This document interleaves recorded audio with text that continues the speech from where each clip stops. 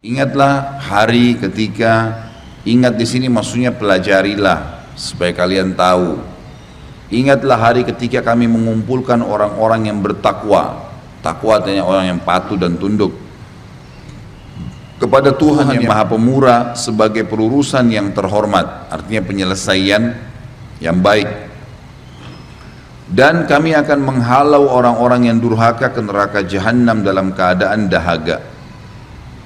Ini dua ayat yang diangkat oleh beliau tentang masalah bagaimana nanti pembangkitan itu. Jadi orang beriman sama orang yang bermaksiat itu akan terpisah dengan sendirinya di mahsyar. Diatur oleh para malaikat, orang-orang beriman sudah disusun semuanya dan mereka berdiri di belakang nabi mereka masing-masing. Jadi misalnya kita nanti umat Muhammad SAW, di depan kita nanti ada Nabi Muhammad SAW dan orang berimannya akan tersendiri, orang kafirnya akan tersendiri. Ya. Karena ada hadis yang berbunyi semua nabi akan berdiri di belakangnya kaumnya, beriman atau kafir, semuanya. Maka akan terpisah dengan sendirinya. Orang-orang mukmin akan mulia dan orang-orang kafir dan juga masuk dalamnya orang yang fasik, masih banyak dosanya, juga terpisah sendiri. Orang-orang beriman di sini disebutkan dengan kemuliaan. Kata para ulama, mereka tidak merasakan dahaga. Padahal pada saat itu panas, matahari cuma berapa mil saja. Sementara orang-orang kafir dan orang fasik merasakan dahaga. Sebagaimana hadis ayat tadi, ayat 86 dari surah Maryam ini. Ibnu Mubarak, Abdullah bin Mubarak rahimahullah, seorang ulama tabi'in, meriwayatkan dalam Az-Zuhud, buku beliau judulnya Az-Zuhud nomor 83, dengan sanadnya dari Mujahid tentang firman Allah, dan kami akan menghalau orang-orang yang durhaka ke neraka jahanam dalam keadaan dahaga. Ia mengatakan leher mereka terputus karena kehausan, ya. Jadi sampai leher mereka rusak, ya, karena hausnya. Orang kalau terlalu haus, tenggorokannya seperti luka, ya. Dan itu sampai pada tingkat melukai leher mereka dari luar karena dahaganya, tapi nggak mati. Ini tafsir daripada Maryam 8586 yang menandakan atau memberikan gambaran tentang keadaan manusia pada saat dibangkitkan di mahsyar. Firman Allah yang lain, surah Al-Kahfi ayat 47. A'udzu billahi minasyaitonir rajim. Wa taral arda barizatan wa hasyarnahum falam nuqadir minhum ahada. Dan kalian akan melihat bumi itu datar dan kami kumpulkan semua manusia dan tidak kami tinggalkan seorang pun dari mereka.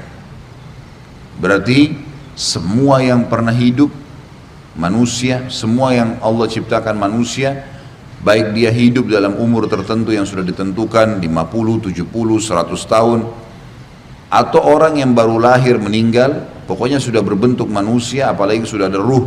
Kalau kita di alam kita ini adalah 4 bulan di rahim ibu, semua akan dibangkitkan. Karena yang sudah ada ruhnya 4 bulan, kita akan ketemu sebagaimana sudah kita sampaikan sebelumnya, poster tubuhnya, ya, sebesar Adam kalau laki-laki dan sebesar Hawa kalau perempuan. Walaupun dia bayi meninggal, tetap kembali kepada poster satu, semuanya sama tubuhnya.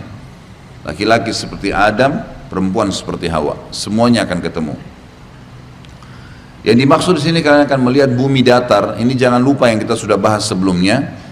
Banyak orang salah faham, dianggap kiamat nanti kan hancur semua nih. Bahasa hancur yang banyak dibahas sebelumnya, ya, tentang masalah kiamat kalau terjadi seperti apa. Gunung-gunung akan tercabut, bumi akan melayang seperti kapas, gitu kan? Ini sudah kena bahas semua sebelumnya. Maka gunung-gunung itu akan dicabut oleh Allah, kemudian dibenturkan dengan bumi, sehingga menjadi leburlah satu sama yang lain. Jadi digambarkan oleh para ulama, gunung-gunung itu kecabut, kemudian Allah menghantamkan kembali di tempatnya dia juga. Misal Gunung Bromo, nanti tercabut pada hari kiamat, gitu kan? Cabut semua gunung. Lalu Allah Azza wa Jalla buat jarak tertentu, kemudian dihantamkan ke tempatnya sendiri, tempat gunung itu dasarnya ada. Sehingga antara bumi yang berisi dengan tanah-tanah batu ini terbentur dengan gunung itu, dan gunung itu jadi lebur. Dan jadilah bumi ini datar. Bumi ini datar. Dan yang dibenturkan ini, yang akhirnya berlebur adalah gunung-gunung. Tidak semua lokasi di muka bumi ini, termasuk kuburan kita, tidak ada masalah. Makanya orang dibangkitkan dari kuburannya nanti hari kiamat, tapi sudah tidak ada bangunan satupun di muka bumi ini. Nggak ada gunung, nggak ada pohon, nggak ada bangunan apapun. Rata semuanya. Buminya akan rata. Seperti padang, dalam hadis lain dikatakan seperti padang pasir yang pasirnya berwarna putih.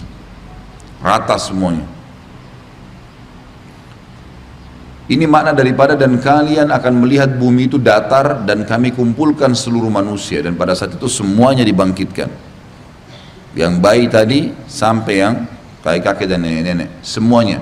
Dan tidak kami tinggalkan seorang pun dari mereka. Pasti semuanya akan bangun. Kafir, beriman, semuanya. Kemudian surah Toha ayat 102. Ini kena nggak ditulis ayatnya, maka silakan dibuka Qur'annya. Surah nomor 20 ayat 102.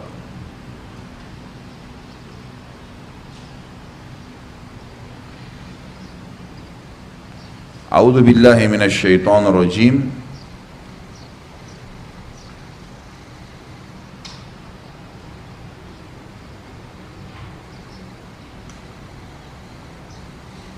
Kita baca dari ayat 100 ya.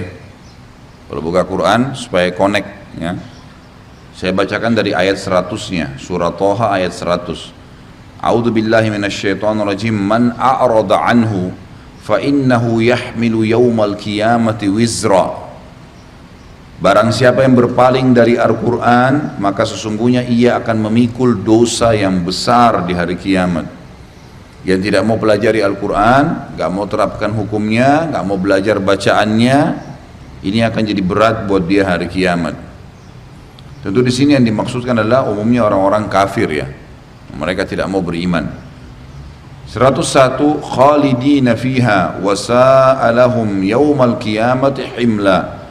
Mereka akan kekal dalam keadaan itu di neraka, dan amat buruklah dosa itu sebagai beban bagi mereka di hari kiamat. Jadi hati-hati, ayat ini mengingatkan tidak boleh meninggalkan Al-Quran. Baca, pelajari. Lalu 102, yauma yunfakhu fis-sur wa nahsyurul mujrimina yauma idzin dzurqa. Yaitu pada hari ditiup sangkakala, dan kami akan mengumpulkan pada hari itu orang-orang yang berdosa dengan muka yang biru muram.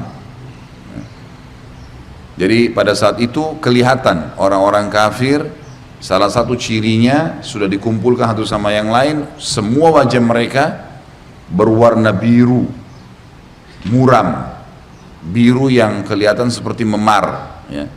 Kalau ada orang luka memar kena biru, biasanya birunya agak tua, ada sedikit warna merah kadang-kadang ya, seperti itu. Naudzubillah, ini khusus untuk mereka. Lalu 103 menceritakan kepada kita, yatakhafatuna bainahum illa bithtum illa ashra. Lalu mereka saling berbisik satu sama yang lain, kamu tidak berdiam di dunia melainkan hanya 10 hari. Jadi seakan-akan mereka saling mengingatkan, rupanya selama ini kita hidup 70 tahun, 80 tahun, 100 tahun, hanya seperti 10 hari ya. Pada saat itu orang bangun. Hati-hati Bapak Ibu sekalian, kita kalau meninggal nanti, begitu ruh kita dicabut, datang malaikat maut, kita baru sadar, oh ternyata dunia selama ini yang saya lewatin cuma itu ya. Bahkan di surga nanti orang kalau masuk di surga, insya Allah kita bahas di bahasan surga, itu seseorang bisa mengetahui riwayat hidupnya. Ya Allah, saya mau tahu riwayat hidup saya. Jadi riwayat dia masih bayi sampai dia mati, sekejap dia bisa tahu. Di waktu akhirat, satu hari waktu akhirat sama dengan 1000 tahun waktu dunia. Jadi kalau kita lewatin 100 tahun misalnya, berarti hanya 10% dari waktu satu harinya di dunia yang dia pakai tonton tuh. Dia udah tahu. Oh ini dia kecil, oh ini waktu saya lari, ini waktu saya ngambil mangga, ini waktu ini, tahu semua. Ini pernah saya gini, sampai selesai. Oh ternyata cuma ini riwayatnya. Gitu. Makanya Allah SWT selalu ingatkan, Kehidupan dunia cuma sebentar, jangan dikejar. Ini maaf teman-teman bapak ibu yang sudah sepuh yang hadir di sini. Coba bayangkan dari pada saat kita masih kecil dulu.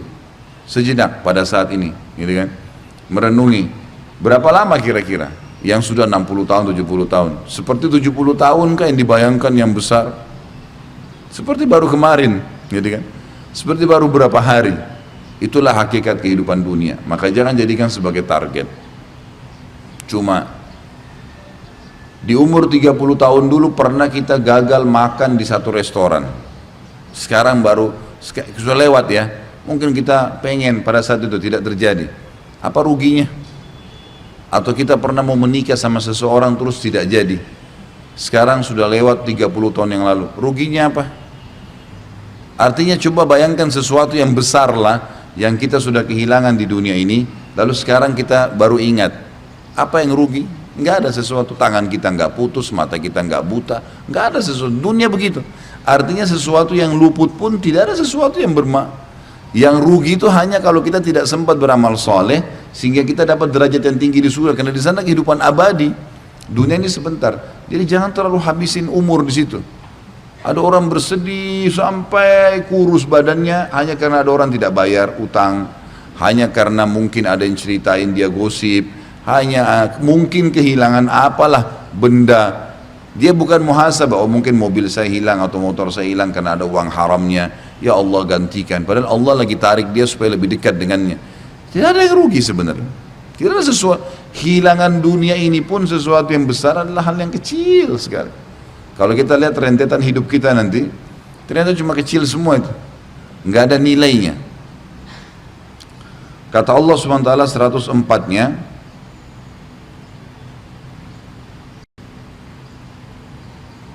Nahnu a'lamu bima yakuluna idh yakulu amsaluhum tariqatan illa bistum illa yauma.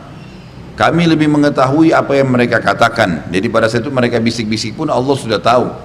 Buktinya sekarang saja sebelum dibangkitkan di mahsyar, kita lagi duduk di sini di masjid ini, jadi tahu apa yang mereka mau bicarakan kan?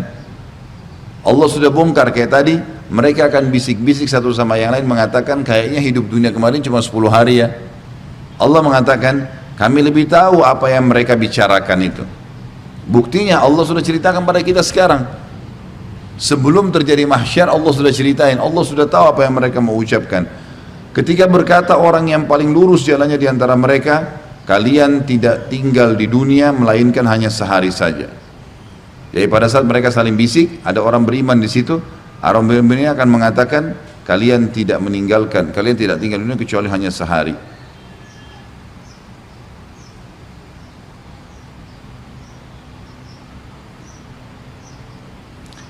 Kita lanjutkan beberapa ayat ke depannya. 105. Wa yas'alunaka 'anil jibali faqul yansifuha rabbi nasfa. Dan mereka bertanya kepadamu hai Muhammad tentang gunung-gunung. Diapakan nanti hari kiamat?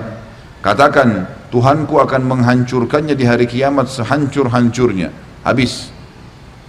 Ini tentu Bapak Ibu yang sudah sering ke gunung, lihat wilayah pegunungan, tahu nih bagaimana kokohnya gunung-gunung. Terbukti kita bisa bangun apapun di atasnya.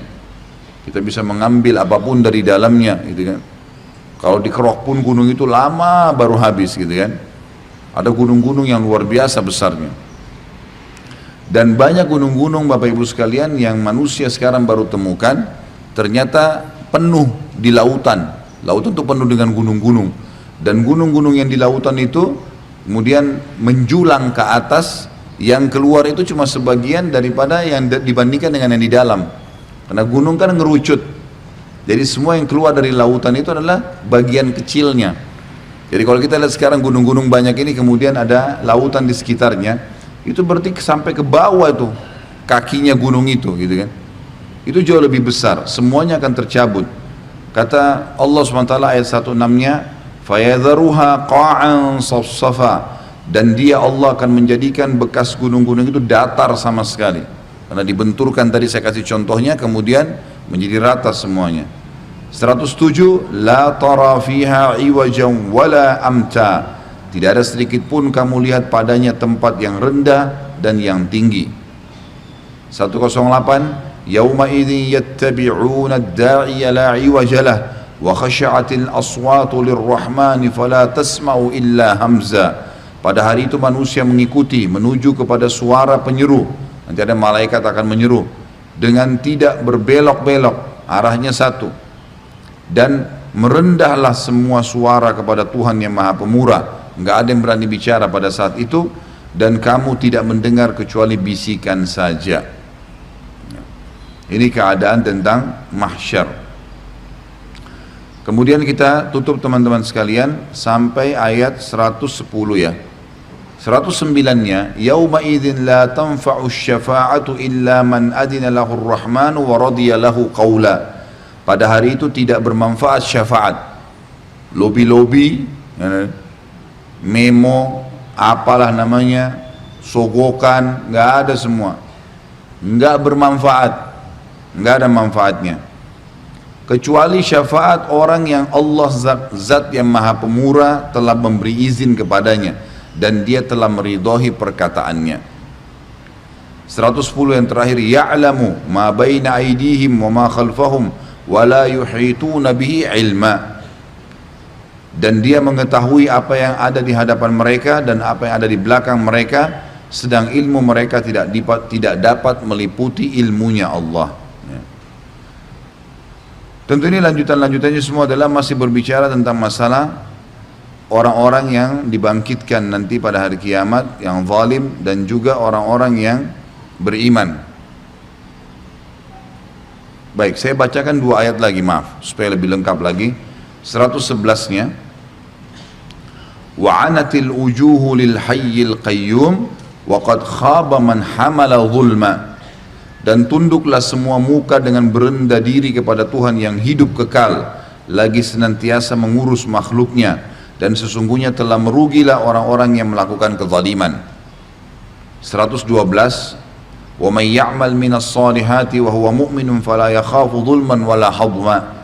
Dan barang siapa yang mengerjakan amal-amal yang saleh dan ia dalam keadaan beriman, maka ia tidak perlu khawatir akan perlakuan yang tidak adil terhadapnya, dan tidak pula akan pengurangan haknya. Semua dia akan dapat. Saksi bahasan kita, semua ayat-ayat tadi ini dari 102 sampai 112 ya, menjelaskan tentang bagaimana perhimpunan yang terjadi di hari kiamat itu. Selanjutnya surah Maryam ayat 68. Kita kembali ke surah Maryam, satu surah sebelumnya.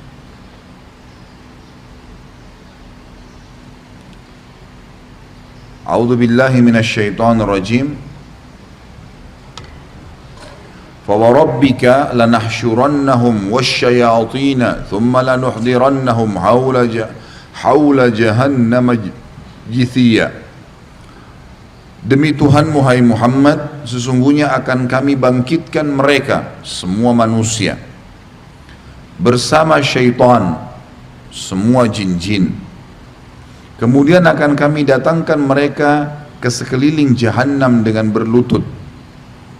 Mereka akan melihat neraka, dan orang-orang kafir, ini sudah kita jelaskan, dan orang-orang yang akan masuk ke neraka, orang munafik, orang musyrik, mereka akan diletakkan di depan neraka Jahannam dalam keadaan terlutut, kemudian dirantai dan dilemparkan.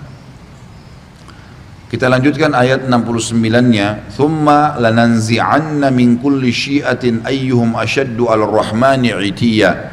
Kemudian pasti kami akan tarik dari tiap-tiap golongan siapa di antara mereka yang sangat durhaka kepada Tuhan yang Maha Pemurah. Artinya akan diambil, dilemparkan ke neraka tanpa hisab lagi. Enggak ada lagi timbangan amalnya. Orang kafir, munafik, musyrik ini masuk neraka tanpa hisab. Ayat 70, thumma lanahnu a'lamu billadzina hum aula biha siliyya. Dan kemudian kami sungguh lebih mengetahui orang-orang yang seharusnya dimasukkan ke dalam neraka Jahannam. Sampai ayat 72 kita baca ya. Ayat 71-nya, wa im minkum illa wariduha kana ala rabbika hatman maqdiya. Dan tidak ada seorang pun dari kalian melainkan mendatangi neraka itu. Hal itu bagi Tuhanmu adalah suatu kemestian yang sudah ditetapkan. Maksudnya akan lewat di atasnya. Orang-orang kafir, munafik, musyrik dilempar langsung masuk tanpa hisab. Orang-orang beriman yang fasik masih banyak dosanya pasti lewat di atas neraka jahanam untuk dimasukkan ke neraka. Dan orang-orang beriman yang akan masuk ke dalam surga pasti lewat juga untuk mengetahui oh ternyata ini neraka. Sebagian ulama mengatakan bahkan orang-orang beriman itu bisa merasakan sebagian dari panasnya, tapi tidak melukai mereka karena lewat di atasnya, sehingga mereka tahu bagaimana dahsyatnya siksaan yang Allah telah ancamkan. Ayat 72 memastikan orang-orang beriman itu akan lewat, kemudian mereka akan diloloskan. Thumma nunajjil ladzina taqaw wa nadharul zalimina fiha jithiya. Kemudian kami akan menyelamatkan orang-orang yang bertakwa dan membiarkan orang-orang yang zalim dalam neraka dalam keadaan berlutut.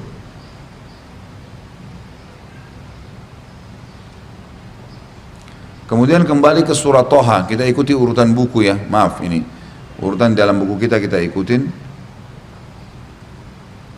Surah Toha kembali ke surah 20 ayatnya 124.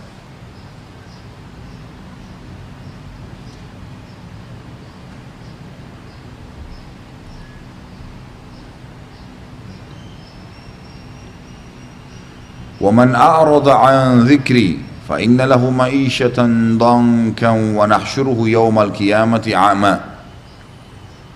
Jadi selain orang kafir tadi terpisah dengan orang beriman, wajah mereka berwarna biru muram, gitu kan? Kemudian dalam kondisi berlutut, ya. Keadaan-keadaan pada saat di perhimpunan pada saat itu ya. Ada juga orang yang dibangkitkan dalam kondisi buta, tidak melihat sama sekali. Dan barang siapa yang berpaling dari peringatan, kata Allah, peringatanku, Al-Quran dan sunnah Nabi Muhammad SAW, maka sungguhnya baginya kehidupan yang sempit. Pasti sempit hidupnya di dunia, semua serba kurang, masalah demi masalah yang dihadapi, dan kami akan menghimpunnya pada hari kiamat dalam keadaan buta. Ini ciri orang juga di mahsyar. Kemudian surah Isra ayat 97. A'udzu billahi minasyaitonir rajim. Wa nahsyuruhum yaumal qiyamati ala wujuhim umyan wa bukman wa summa. Ada juga orang dibangkitkan pada hari kiamat, kata Allah, dan kami akan mengumpulkan mereka pada hari kiamat diseret atas muka mereka dalam keadaan buta, bisu dan pekak. Ya. Ini ciri yang lain. Ada juga orang seperti itu pada hari kiamat. Tentu Bapak Ibu kalau mau menggambarkan tentang masalah buta ini, kalau misalnya lagi terjadi ada musuh masuk di satu kota, di kota kita misalnya, naudzubillah, satu waktu, misal ini contoh saja, kemudian dikepunglah kita semua ini dan setiap saat bisa dibunuh oleh musuh, tetapi dalam kondisi mata kita buta atau mata kita ditutup dengan kain. Beda dengan kondisi orang yang terbuka. Mungkin dia masih bisa melihat, masih bisa tahu celah lari kemana. Jadi dibangkitkan dalam keadaan buta ini tambahan siksaan ini. Ini rumit ini. Makanya di sini Allah sebutkan itu. Dibangkitkan dalam kondisi dia buta, ada yang tuli, ada yang pekak. Semuanya jadi nggak tahu apa yang terjadi nih. Dia tersiksa kah? Dia dilempar ke neraka kah? Dia bisa selamat kah? Tapi ini hanya terjadi bagi orang-orang kafir ya. Orang beriman tidak seperti ini. Orang beriman akan aman, tidak ada yang buta. Ini juga sebagian ulama mengatakan bisa terjadi pada orang-orang yang fasik, yang banyak sekali dosanya gitu. Lalu kita lihat surah As-Saffat ayat 22. Selanjutnya As-Saffat ayat 22.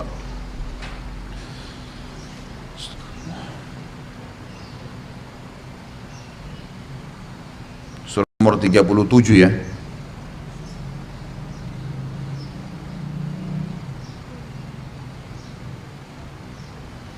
A'udzu billahi minasyaitonir rajim.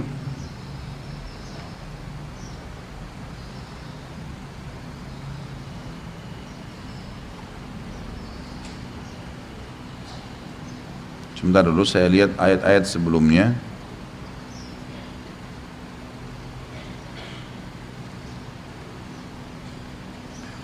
Baik, kita mulai baca dari ayat 21. Hada yaumul fasli alladhi kuntum bihi tukadzibun. Inilah hari keputusan, kalau orang nanti sudah dibangkitkan di mahsyar, inilah hari keputusan yang telah kamu selalu dustakan selama ini. Banyak orang diingatkan, jangan berbuat dosa, akhirat, ada siksaan. Kata Allah di ayat 22, ini saksi bahasa yang ditulis di buku, Uhsyurul ladhina zalamu wa azwajahum wa ma kanu ya'budun. Kepada malaikat diperintahkan, kumpulkanlah orang-orang yang zalim beserta teman sejawat mereka dan sembahan-sembahan yang selalu mereka sembah. Kita lanjutkan beberapa ayat ke depan. Ayat 23-nya, min dunillahi fahduhum ila siratil jahim. Jadi orang yang pernah sembah berhala, orang yang pernah sembah manusia, orang yang pernah sembah syaitan, Allah bangkitkan semua bersama-sama. Berhala-berhala yang pernah dia sembah dibangkitkan juga, Allah SWT datangkan kembali.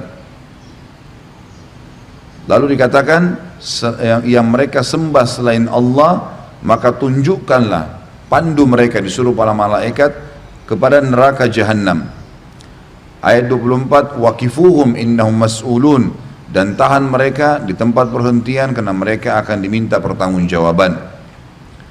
Lalu kata Allah, ditanya pertama sekali sebelum mereka dilemparkan ke neraka Jahannam, malakum la tanasarun, kenapa sekarang kalian tidak tolong menolong? Bal humul yawma mustaslimun, kata Allah, karena memang pada hari itu mereka akhirnya menyerahkan diri. Terus ya, kita baca beberapa ayat, wa aqbala ba'duhum ala ba'din yatasaalun. Pada saat itu mereka saling berhadap satu sama yang lain dan mereka akhirnya berbantah-bantahan. Apa yang mereka bilang? Qalu innakum kuntum ta'tunana 'anil yamin. Pengikut-pengikut mereka berkata kepada pimpinan mereka, sesungguhnya kalianlah yang datang kepada kami dari sisi kanan. Maksudnya sisi kanan ini ngerayu kami, nggak apa-apalah, janjikan ini, apa salah, atau diberikan fasilitas kayak pemerintah misalnya memberikan fasilitas perzinahan, terus ini. Nanti orang-orang yang buka fasilitas perzinahan itu akan berkata di depan Allah nanti hari kiamat kepada pemimpin, kalian dulu yang izinkan kami, misal. Itu pembicaraan di antara mereka nanti. Qalu bal lam takunu mu'minin, tapi pimpinan mereka mengatakan, sebenarnya kalianlah yang tidak beriman. Wa ma kana lana 'alaikum min sultan bal kuntum qauman taghin. Kata pemimpin mereka, dan sekali-kali kami tidak berkuasa terhadap kalian, bahkan kalianlah kaum yang melampaui batas. Fahaqqa alaina qawlu rabbina inna ladzaikun, maka pastilah putusan azab Tuhan kita semuanya terhadap kita nih, kata mereka ya. Sesungguhnya kita akan merasakan azab itu. Fa'agwainakum inna kunna ghawin, maka kami telah menyesatkan kalian, sungguhnya kami adalah orang-orang yang sesat. Jadi akhirnya kalaupun pimpinannya mengatakan percuma, kita sekarang mau bantah-bantahan tidak ada gunanya. Azab nih, neraka kita akan masuk semua, nggak ada gunanya. Ini sekaligus memberikan peringatan, jangan karena ada izin untuk berbuat dosa, misalnya izin buat ini, buka itu, lalu kita bilang kenapa pemerintah izinkan, nggak apa-apa deh, kita buka aja. Jangan, karena nanti Allah sudah ceritakan, yang memberikan izin semua itu akan menolak hari kiamat. Kalian sendiri salah, siapa suruh, gitu kan? Seperti itulah. Kemudian dikatakan di sini, fa innahum yawma idzin fil adzabi mushtarikun, maka sungguhnya mereka nanti pada hari kiamat di neraka bersama-sama dalam azab. Inna kadzalika naf'alu lil mujrimin, begitulah kami lakukan terhadap orang-orang yang berbuat jahat. Jahat ini maksudnya tidak mengikuti perintah Allah. Innahum kanu idza qila lahum la ilaha illallah yastakbirun. Mereka selalu di dunia kalau dikatakan la ilaha illallah, nggak ada Tuhan yang berhak disembah kecuali Allah, patuhi, tinggalkan larangannya, nanti ada surga dan neraka, mereka selalu mengatakan atau menyombongkan diri. Wa yaqulun a inna latariku alihatina li syairin majnun. Lalu mereka ada di antara ini teguran kepada orang-orang Arab jahiliyah di Mekah. Mereka berkata kepada Nabi SAW, apakah sungguhnya kami akan meninggalkan sembahan-sembahan kami, patung-patung yang kami buat ini, hanya karena seorang penyair yang gila, julukan kepada Nabi SAW. Bal ja'a bil haqqi wa saddaqal mursalin, tapi kalian tidak tahu sebenarnya Muhammad itu telah datang membawa kebenaran dan membenarkan rasul-rasul sebelumnya. Lalu terakhir adalah innakum ladzaikul adzabil alim. Sesungguhnya karena perbuatan kalian tadi menolak untuk beriman dan beramal saleh akan membuat kalian masuk kepada azab yang pedih. Ayat demi ayat Allah Subhanahu wa taala menggambarkan tentang keadaan di mahsyar. Tapi yang dari ayat panjang tadi surah As-Saffat ini, ya, dari ayat 22 sampai ayat tadi 37, 38 ya. Saya bacakan tadi sampai ayat 38, semua itu menggambarkan kepada kita tentang adanya dialog di antara orang-orang yang akan masuk neraka, dari orang yang mengajak dan orang yang diajak, dari pemimpin dengan bawahan ya. Termasuk kalau ada teman-teman yang kerja di perusahaan begitu, atasannya suruh buat nota palsu, ya jangan mau. Nanti hari kiamat kita yang bertanggung jawab, ya silakan buat sendiri, saya nggak mau ikut-ikutan gitu kan. Kalau perlu ancam, kalau begini saya akan laporin nih ke polisi. Kalau memang kita yang mau dipecat, harus begitu, ingkar mungkar, nggak bisa, supaya dia berhenti. Ada orang malah keluar, jangan keluar, kecuali kalau memang perusahaannya haram, gitu kan. Kalau nggak ingatkan, ancam, kalau nggak saya lapor nih, kalau saya disuruh begini, gitu kan. Supaya dia takut, dia berhenti. Karena kadang-kadang ada orang subhanallah malah dia yang terzalimi, gitu kan. Ini harus diberhentikan, tidak boleh tidak. Jangan sampai malah didukung gitu. Ada banyak orang subhanallah yang bilang, Ustaz saya terpaksa melakukan dosa karena atasan saya ajak. Apa boleh buat? Diajak ke diskotik, diajak ke karaoke, harus saya ikut karena urusan kerjaan. Nah ini sama nih, dalam ayat tadi sudah dijelaskan. Nanti hari kiamat bantah-bantahan sendiri tuh. Kamu kan yang ajak, ya kamu yang ikut, gitu kan. Jadi begitu. Apa gunanya? Nggak ada gunanya. Ini teman-teman yang habisin waktunya, umurnya di diskotik setiap malam, apa yang didapat? Apa yang didapat coba? Apa? Nggak ada. Kupingnya pekak, gitu. Sakit, ngomong harus teriak-teriak sama orang, mabuk-mabukan. Syaitan menghiasi buat mereka. Khamr itu, teman-teman sekalian, kata ulama ya, khamr itu diadakan penelitian kepada orang-orang yang taubat, lalu ditanya, apa yang kamu rasakan sekarang setelah kamu taubat di khamr itu? Apakah ada manis? Sama madu kah? Samakah dengan sirup? Jawabannya semua tidak, pahit malah, nggak enak malah. Tapi syaitan menghiasi seakan-akan itu lebih hebat, lebih baik daripada madu yang jelas-jelas buat kesehatan, manis gitu. Apa yang mereka dapat? Nggak ada. Orang yang sudah berzina sekarang, berzina gonta-ganti pasangan, anggap sudah berzina dengan 1000 orang. Misal, gonta-ganti pasangan, sebentar ini, sebentar itu, baik. Sekarang, di hari ini, setelah dia habiskan umurnya 40 tahun, 50 tahun dalam zina itu, apa yang dia dapat? Masih ada kenikmatan yang dirasakan pada hari ini? Lewat. Tapi masalahnya hisabnya berat nih. 1000 kali berzina berarti 1000 kali siap dibakar di neraka, kan gitu.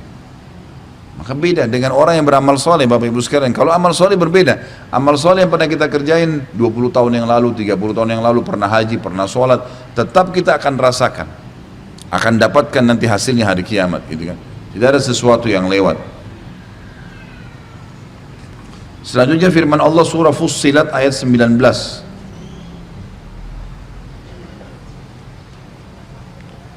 Ya, surah nomor 41, berdekatan semua kok ini.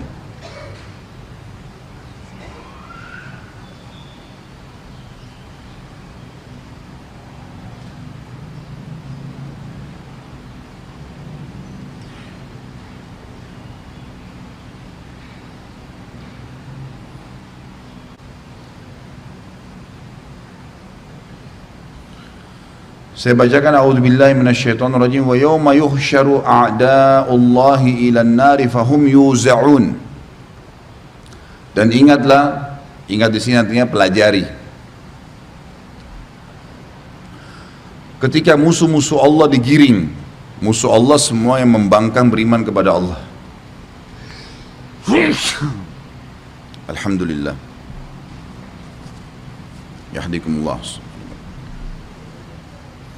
Dan ingatlah ketika musuh-musuh Allah digiring ke dalam neraka jahanam, lalu mereka dikumpulkan semuanya. Itu saksi bahasan yang ingin disampaikan oleh penulis. Saya akan bacakan seperti tadi beberapa ayat ke depan supaya nyambung bahasan kita. Ayat 20-nya, hatta idza ma ja'uha syahida 'alaihim sam'uhum wa absaruhum wa juluduhum bima kanu ya'malun. Sehingga apabila mereka sampai ke neraka, pendengaran, penglihatan dan kulit mereka menjadi saksi terhadap mereka tentang apa yang telah mereka kerjakan. Wa qalu li juludihim lima syahidtum 'alaina qalu antaqana Allahu alladhi antaqa kulla syai' wa huwa khalaqakum awwala marratin wa ilaihi turja'un. Ayat-ayat ini Bapak Ibu sekalian menjelaskan kepada kita pembantahan jelas kepada orang yang menganggap kalau dia lagi sendiri buat dosa tidak ada yang tahu. Tubuhnya, kulitnya, darahnya, urat sarafnya, semuanya ini bisa berbicara pada hari kiamat. Kata Allah tadi di ayat sebelumnya, ayat 20, sehingga apabila mereka sampai ke neraka, pendengaran mereka, penglihatan mereka, dan kulit mereka menjadi saksi, berbicara terhadap mereka tentang apa yang mereka kerjakan. Apa sih yang mereka bilang? Ya, mata bilang saya pernah melihat, telinga bilang saya dengar, lidah bilang saya menjilat, tangan bilang saya memegang, kaki bilang saya melangkah, dan seterusnya. Lalu orang ini berkata kepada kulitnya sendiri, dia bicara dengan kulitnya. Dan mereka berkata pada kulit mereka, wa qalu li juludihim mimma syahidtum alaina. Maka kulit mereka menjawab, Allah lah yang telah menjadikan segala, membuat kami berbicara, yang telah menjadikan segala sesuatu berbicara. Dan dialah yang menciptakan kamu. Kulitnya bicara, dia yang telah menciptakan kamu pertama kali, dan hanya kepadanya lah kamu akan dikembalikan. Ayat 22, وَمَا كُنْتُمْ تَسْتَتِيرُونَ أَنْ يَشْهَدَ عَلَيْكُمْ سَمْعُكُمْ وَلَا أَبْصَارُكُمْ وَلَا جُلُودُكُمْ وَلَكِنْ ظَنَنْتُمْ أَنَّ اللَّهَ لَا يَعْلَمُ كَثِيرًا مِمَّا تَعْمَلُونَ.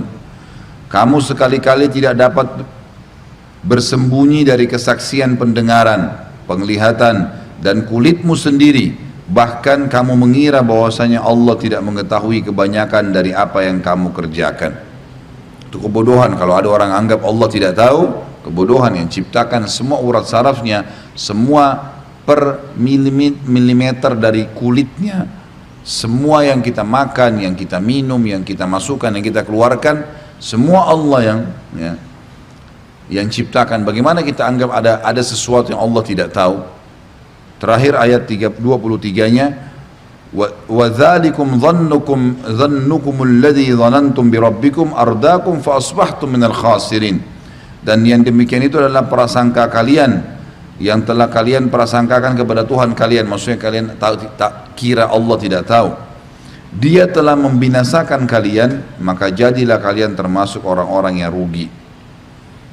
Jadi saksi bahasan kita di sini adalah ada orang-orang nanti musuh-musuh Allah yang tidak mau beriman dibangkitkan, dan dalam kondisi mereka semua diberikan kesaksian oleh anggota tubuhnya sendiri. Selanjutnya surah Furqan ayat 34.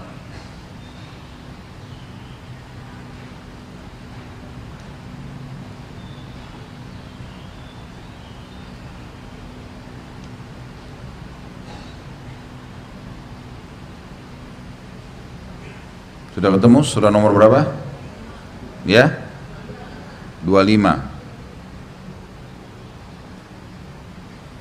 Tinggal dibuka ayatnya 34.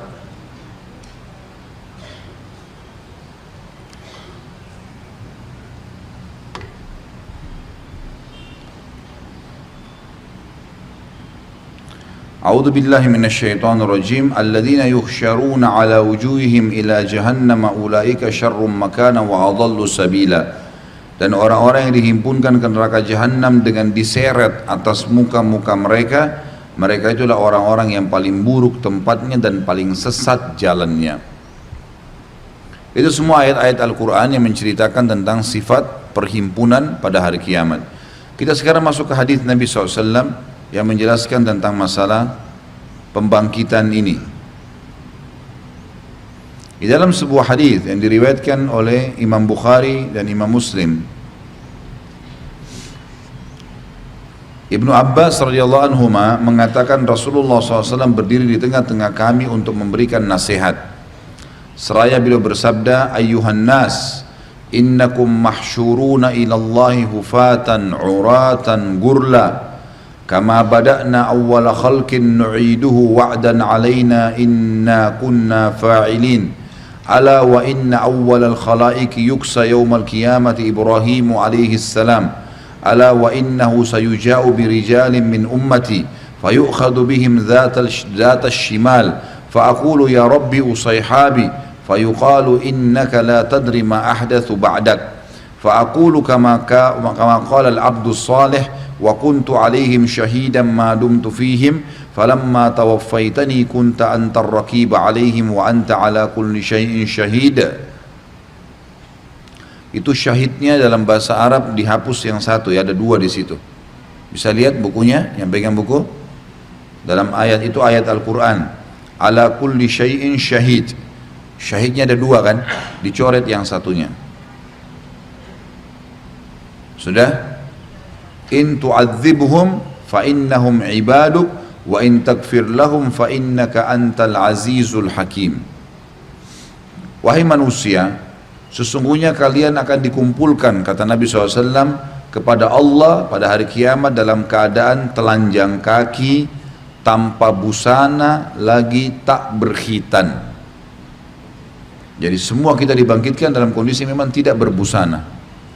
Ada riwayat lain menjelaskan, Aisyah sempat mengatakan, ya Rasulullah, kalau begitu laki-laki perempuan akan saling lihat satu sama yang lain. Maka kata Nabi SAW, wahai Aisyah, pada hari itu bukan seperti yang kau bayangkan. Nggak ada lagi waktu orang mau lihat auratnya orang lain. Di hari kiamat sudah nggak ada.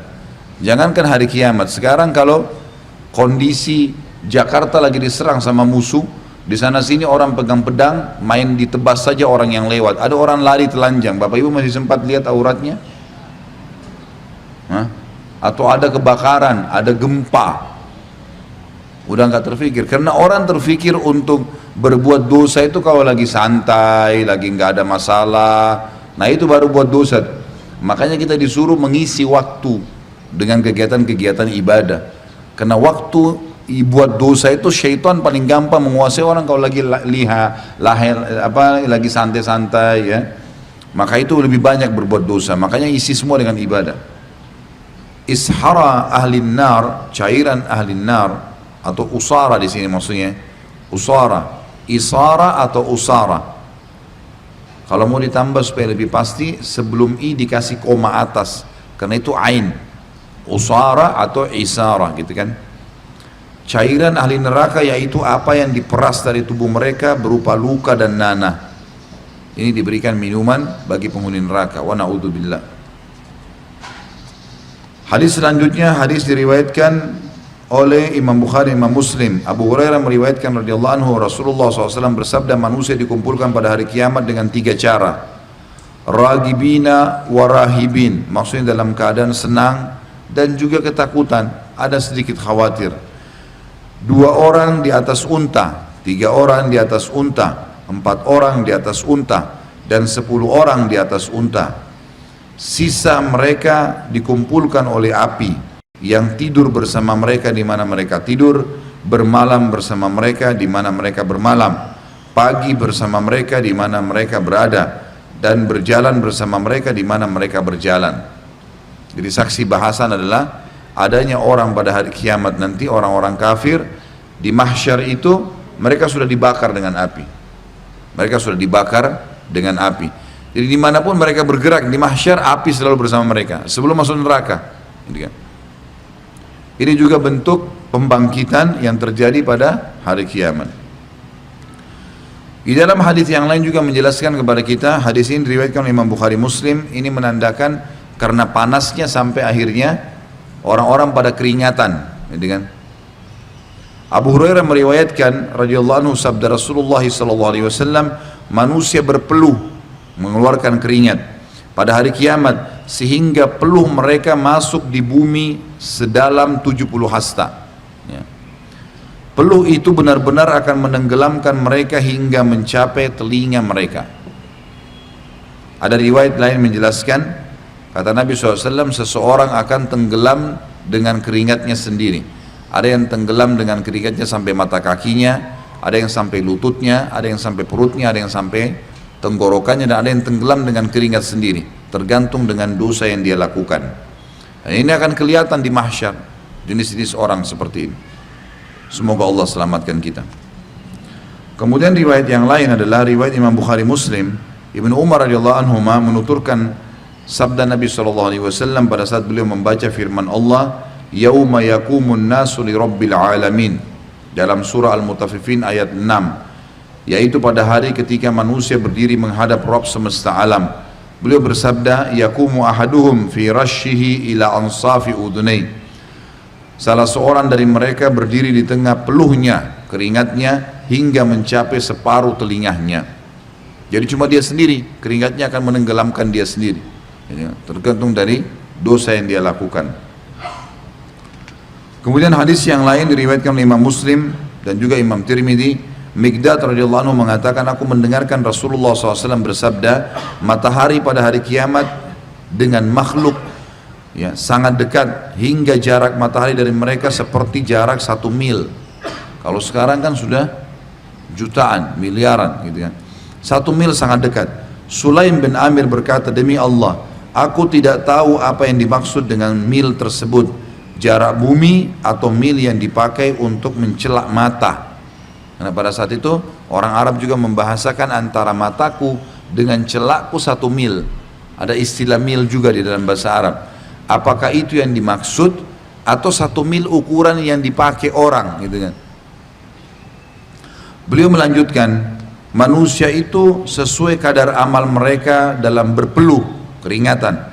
Di antara mereka ada yang peluhnya sampai pada kedua mata kakinya, ada yang sampai pada kedua lututnya, ada yang sampai pada pinggangnya, dan ada pula di antara mereka yang ditenggelamkan dengan peluh. Sembari Rasulullah SAW memberikan isyarat dengan tangannya ke mulutnya, tenggelam sampai ke mulutnya. Wa na'udzubillah. Kemudian hadis selanjutnya adalah hadis riwayat Tabarani secara mauquf dengan sanad yang bagus, sebagaimana Al-Mundhiri juga menyebutkan dalam kitabut targhibnya. Abdullah bin Mas'ud radhiyallahu anhu mengatakan, bumi seluruhnya menjadi neraka pada hari kiamat, dan surga di hadapannya dengan gadis-gadisnya dan piala-pialanya, maksudnya pelayan-pelayannya ya. Jadi surga disiapkan dengan segala fasilitasnya, neraka juga didatangkan pada bumi ini akan menjadi seperti neraka terlihat depan matanya, dan jadi neraka sendiri bagi orang-orang yang kafir kena disiksa sebelum masuk neraka. Demi zat yang jiwa hamba Allah berada di tangannya, sesungguhnya seseorang mengeluarkan peluh sehingga mengalir di tanah, kemudian naik hingga mencapai hidungnya, dan ia tidak disentuh sebelum ia disentuh oleh hisab. Terjemahannya, sebelum ia disentuh oleh hisab. Kalau di sini kan ia tidak disentuh oleh hisab, ini keliru. Sebelum ia disentuh oleh hisab, sebelum timbangan amal itu dia tenggelam dulu dengan keringatnya. Tentu ini orang-orang yang banyak dosanya sama orang kafir. Orang beriman berbeda. Mereka bertanya, mengapa demikian wahai Abu Abdurrahman? Maksudnya yang ditanya ini adalah sahabat Nabi yang meriwayatkan hadis, Abdullah bin Mas'ud radhiyallahu anhu. Ia menjawab, karena ia melihat manusia dan mereka dilemparkan ya. Karena pada saat itu mereka masing-masing yang berdosa mempertanggungjawabkan apa yang mereka lakukan. Darinya juga sama, Ibnu Mas'ud riwayat yang lain diriwayatkan Tabarani dalam Al-Kabir dengan sanad bagus, dan juga Mundhiri meriwayatkan dalam targhibnya, bahwa Rasulullah SAW bersabda, inna rajula la yaljamuhul araku yaumal qiyamah fayaqulu ya Rabbi irhamni walau ilan nar. Sesungguhnya seseorang nanti akan ditenggelamkan oleh peluh pada hari kiamat karena dosa-dosanya, maka ia mengatakan karena sulitnya dia bernafas, keringatnya sampai ke hidungnya. Kita bisa bayangkan bagaimana sulitnya seseorang bergerak. Keringat itu dimanapun dia berada, di situ terus bersama dia. Dia pindah tempat pun akan sama, seperti dalam sebuah kolam, dia nggak bisa bernafas. Karena sulitnya maka dia berkata, wahai Rabb, kasihanilah kami walaupun kami harus masuk neraka. Dia belum tahu kalau neraka ini lebih berat. Tapi saking susahnya dengan keringat itu sampai mereka memohon seperti tadi. Dan hadis terakhir dalam pasal kita adalah hadis riwayat Abu Ya'la dengan sanad sahih, sebagaimana dinyatakan juga oleh Mundhiri dalam targhibnya. Abu Hurairah meriwayatkan radhiyallahu anhu dari Nabi SAW, beliau bersabda, pada hari ketika manusia bangkit menuju Rabb semesta alam, selama setengah hari dari 50.000 tahun, maka hal itu mudah bagi orang yang beriman seperti matahari yang hampir terbenam hingga terbenam. Jadi hadis ini penutupan sebenarnya memberikan gambaran kalau orang-orang mukmin tidak kena seperti tadi, nggak tenggelam dengan keringatnya. Itu hanya orang-orang yang banyak maksiatnya, tidak sempat taubat, apalagi orang kafir, munafik, dan orang-orang yang musyrik. Kita masuk ke pasal 28, dan insya Allah kita berharap Allah mudahkan kita selesaikan pada pagi ini masalah neraka. Gambaran tentang perhitungan amal dimulai dari firman Allah surah Al-An'am ayat 62. A'udzu billahi minasyaitonir rajim. Tsumma ruddu ila Allahi maulahumul haqq ala lahul hukmu wa huwa asraul hasibin. Ketahuilah bahwa segala hukum pada hari itu, hari kiamat, kepunyaan Allah, dan dialah pembuat perhitungan yang paling cepat.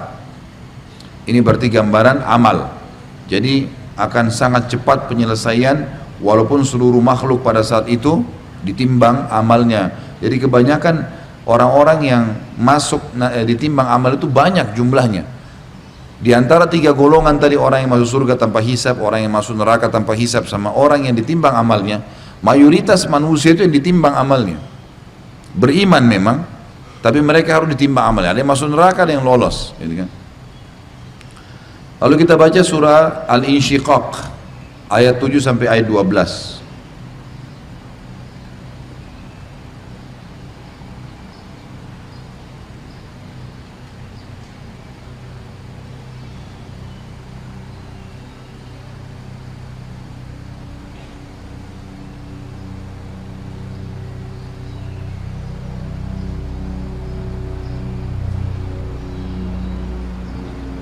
Insyiqaq itu 84 ya, surah 84 ayat 7 sampai ayat 12. Tapi saya bacakan dari ayat 1. Al-Insyiqaq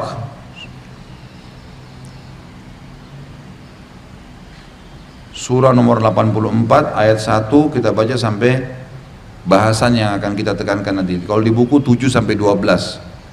A'udzu billahi minasyaitonir rajim, tentang hari kiamat. Idas sama'un syaqqat, apabila langit benar-benar terbelah. Karena hari kiamat nanti kita akan lihat langit itu terbelah dan kelihatan banyak malaikat di sana. Wa adzinat li rabbiha wa huqqat, dan patuh kepada Tuhannya dan sudah semestinya langit itu patuh. Wa idzal ardu muddat, dan apabila bumi diratakan. Wa alqat ma fiha wa takhallat, dan bumi melemparkan atau dilemparkan apa yang ada di dalamnya dan menjadi kosong. Semua gunung-gunung tercabut, batu-batu semua keluar.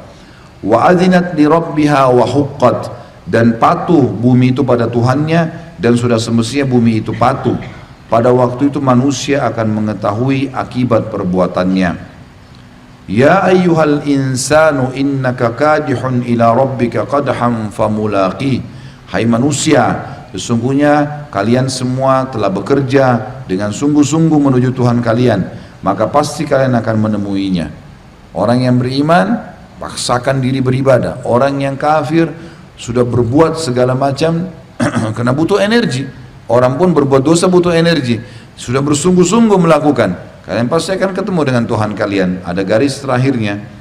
Fa amma man utiya kitabahu biyamini, siapapun yang akan menerima kitabnya dengan tangan kanannya, buku amalnya, fasaufa yuhasabu hisaban yasira, maka dia akan diperiksa dengan pemeriksaan yang mudah. Wa yanqalibu ila ahlihi masrura, dan dia akan kembali kepada kaumnya atau keluarganya yang beriman, ya, dalam keadaan gembira. Wa amma man utiya kitabahu wara'a dhahri, adapun orang-orang yang diberikan kitabnya dari belakang, fasawfa yalqa thubura, maka dia akan teriak, celakalah aku. Wa yasla sa'ira, dan dia akan masuk ke dalam api yang menyala-nyala. Innahu kana fi ahlihi masrura, dulu dia di dunia selalu bergembira di kaumnya, ya, yang sama-sama kafir maksudnya, ya. Innahu dhanna an lan yahur, sesungguhnya dia menyangka bahwasanya dia sekali-kali tidak akan kembali kepada Tuhannya. Lalu kata Allah, bala, ila inna rabbahu kana bihi basira, sesungguhnya benar-benar Tuhannya itu selalu melihatnya. Ya. Jadi saksi bahasan kita sampai ayat 15 Al-Insyiqaq 1 sampai 15. Jadi di sebelahnya tulis kan itu 7 sampai 12 ya. Tulis tambahan 1 sampai 15. Sekarang kita baca surah Al-Haqqah ayat 18 sampai 29 sesuai dengan buku kita, tapi nanti kita lihat sebentar ya.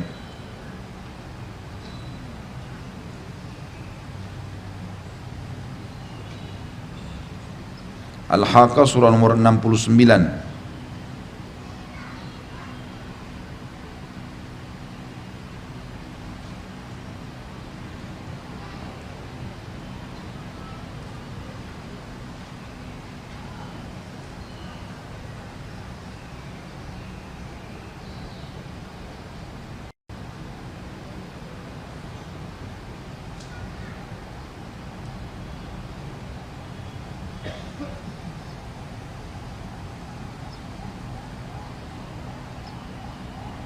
Baik, kita baca dari ayat 13-nya. Dilihat ayat 13, Al-Haqqah ayat 13. A'udzu billahi minasyaitonir rajim. Fa idza nufikha fis suri nafkhatun wahidah. Maka apabila sangkakala ditiup dengan satu kali tiupan, wa humilatil ardu wal jibalu fadukkata dakkatan wahidah, dan diangkatlah bumi dan gunung-gunung lalu dibenturkan keduanya sekali benturan. Fayauma idzin waqa'atil waqi'ah, dan pada hari itu terjadilah hari kiamat. Wa insyaqqatis samaa'u fahiya yauma idzin wahiyah, dan terbelahlah langit karena pada hari itu langit menjadi lemah. Wal malaku ala arja'iha wa yahmilu arsya rabbika fawqahum yauma idzin thamaniyah, dan malaikat-malaikat berada di penjuru-penjuru langit. Dan pada hari itu 8 malaikat menjunjung arsy Tuhan kalian atau Tuhanmu hai Muhammad di atas kepala mereka. Yauma idzin tu'raduna la takhfa minkum khafiyah, pada hari itu kalian semua akan dihadapkan kepada Tuhan kalian, tidak ada sesuatu pun dari keadaan kalian yang tersembunyi bagi Allah. Fa amma man utiya kitabahu biyaminihi fayaqulu ha umqra'u kitabiyah. Adapun orang-orang yang diberikan kitabnya dengan tangan kanannya atau di sebelah kanannya, maka ia berkata, ambillah dan bacalah kitabku ini. Dia bangga dengan itu karena tahu dia akan lolos. Inni dhanantu anni mulaqin hisabiyah, sesungguhnya aku yakin bahwasanya aku akan menemui hisab terhadap diriku, aku akan lolos. Fahuwa fi isyatir radiyah, maka orang itu berada dalam kehidupan yang diridhoi. Fi jannatin aliyah, dalam surga yang tinggi. Kutufuha daniyah, buah-buahannya sangat dekat. Kulu washrabu hani'an bima aslaftum fi ayyamil khaliyah, fil ayyamil khaliyah. Kepada mereka dikatakan makan dan minumlah dengan sedap disebabkan amal yang telah kalian kerjakan pada hari-hari yang telah lalu di dunia. Wa amma man utiya kitabahu bishimalihi fayaqulu ya laitani lam uta kitabiyah. Adapun orang-orang yang diberikan kepadanya kitabnya dari sebelah kirinya, maka dia berkata, wahai alangkah baiknya kalau aku tidak menerima kitabku ini. Walam adri ma hisabiyah, dan aku tidak mengetahui hisab terhadap diriku. Ya laitaha kanatil qadiyah, wahai sekiranya kematian yang pernah terjadi di dunia itu sudah menyelesaikan segala sesuatu, artinya sudah habis, sudah nggak ada pembangkitan. Ma agna anni maliyah, ternyata tidak ada manfaat hartaku untukku. Halaka anni sultaniyah, telah hilang kekuasaanku, mana pegawainya, mana orang suruhannya dulu. Khuduhu fagullu, ambil dia, kata Allah subhanahu wa ta'ala, dan belenggulah dia ke lehernya, tangannya ke lehernya. Thummal jahima sallu, kemudian masukkan dia ke dalam api neraka yang menyala-nyala. Thumma fi silsilatin dhar'uha sab'una dhira'an fasluku, kemudian belitlah dia dengan rantai yang panjangnya 70 hasta. Terakhir, innahu kana la yu'minu billahil azim wa la yahuddu ala tu'amil miskin falaysa lahul hahuna yawma falaysa lahul yawma hahuna hamim, sampai ayat 35. Karena dia tidak beriman kepada Allah yang maha besar, tidak juga memberikan makan orang miskin, dan dia tidak ada seorang teman pun baginya pada hari ini. Jadi saksi bahasan kita di situ ditulis sebelah Al-Haqqah 13 sampai 35. Itu kan 18 sampai 29. Abu Hurairah meriwayatkan sabda Rasulullah SAW. Sekarang kita masuk ke hadis. Hadis ini diriwayatkan oleh Imam Tirmidzi dan beliau menilai hasan sahih. La tazulu qadama 'abdin yaumal qiyamati hatta yus'alu an arba'a an umurihi fima afnah wa an ilmihi madza 'amila bih wa an malihi min aina iktasabahu wa fima anfaqah wa an jismihi fima ablah. Tidak tergelincir kedua kaki seorang hamba, tidak akan berpijak kaki seorang hamba pada hari kiamat kecuali ditanya padanya 4 perkara. Yang pertama tentang umurnya, untuk apa ia habiskan. Waktu kita keseharian, menit-menit, detik demi detik, apa yang kita lakukan? Bermanfaatkah? Diperintahkankah? Jauhi yang dilarangkah oleh Allah? Itu semua pertanggungjawaban.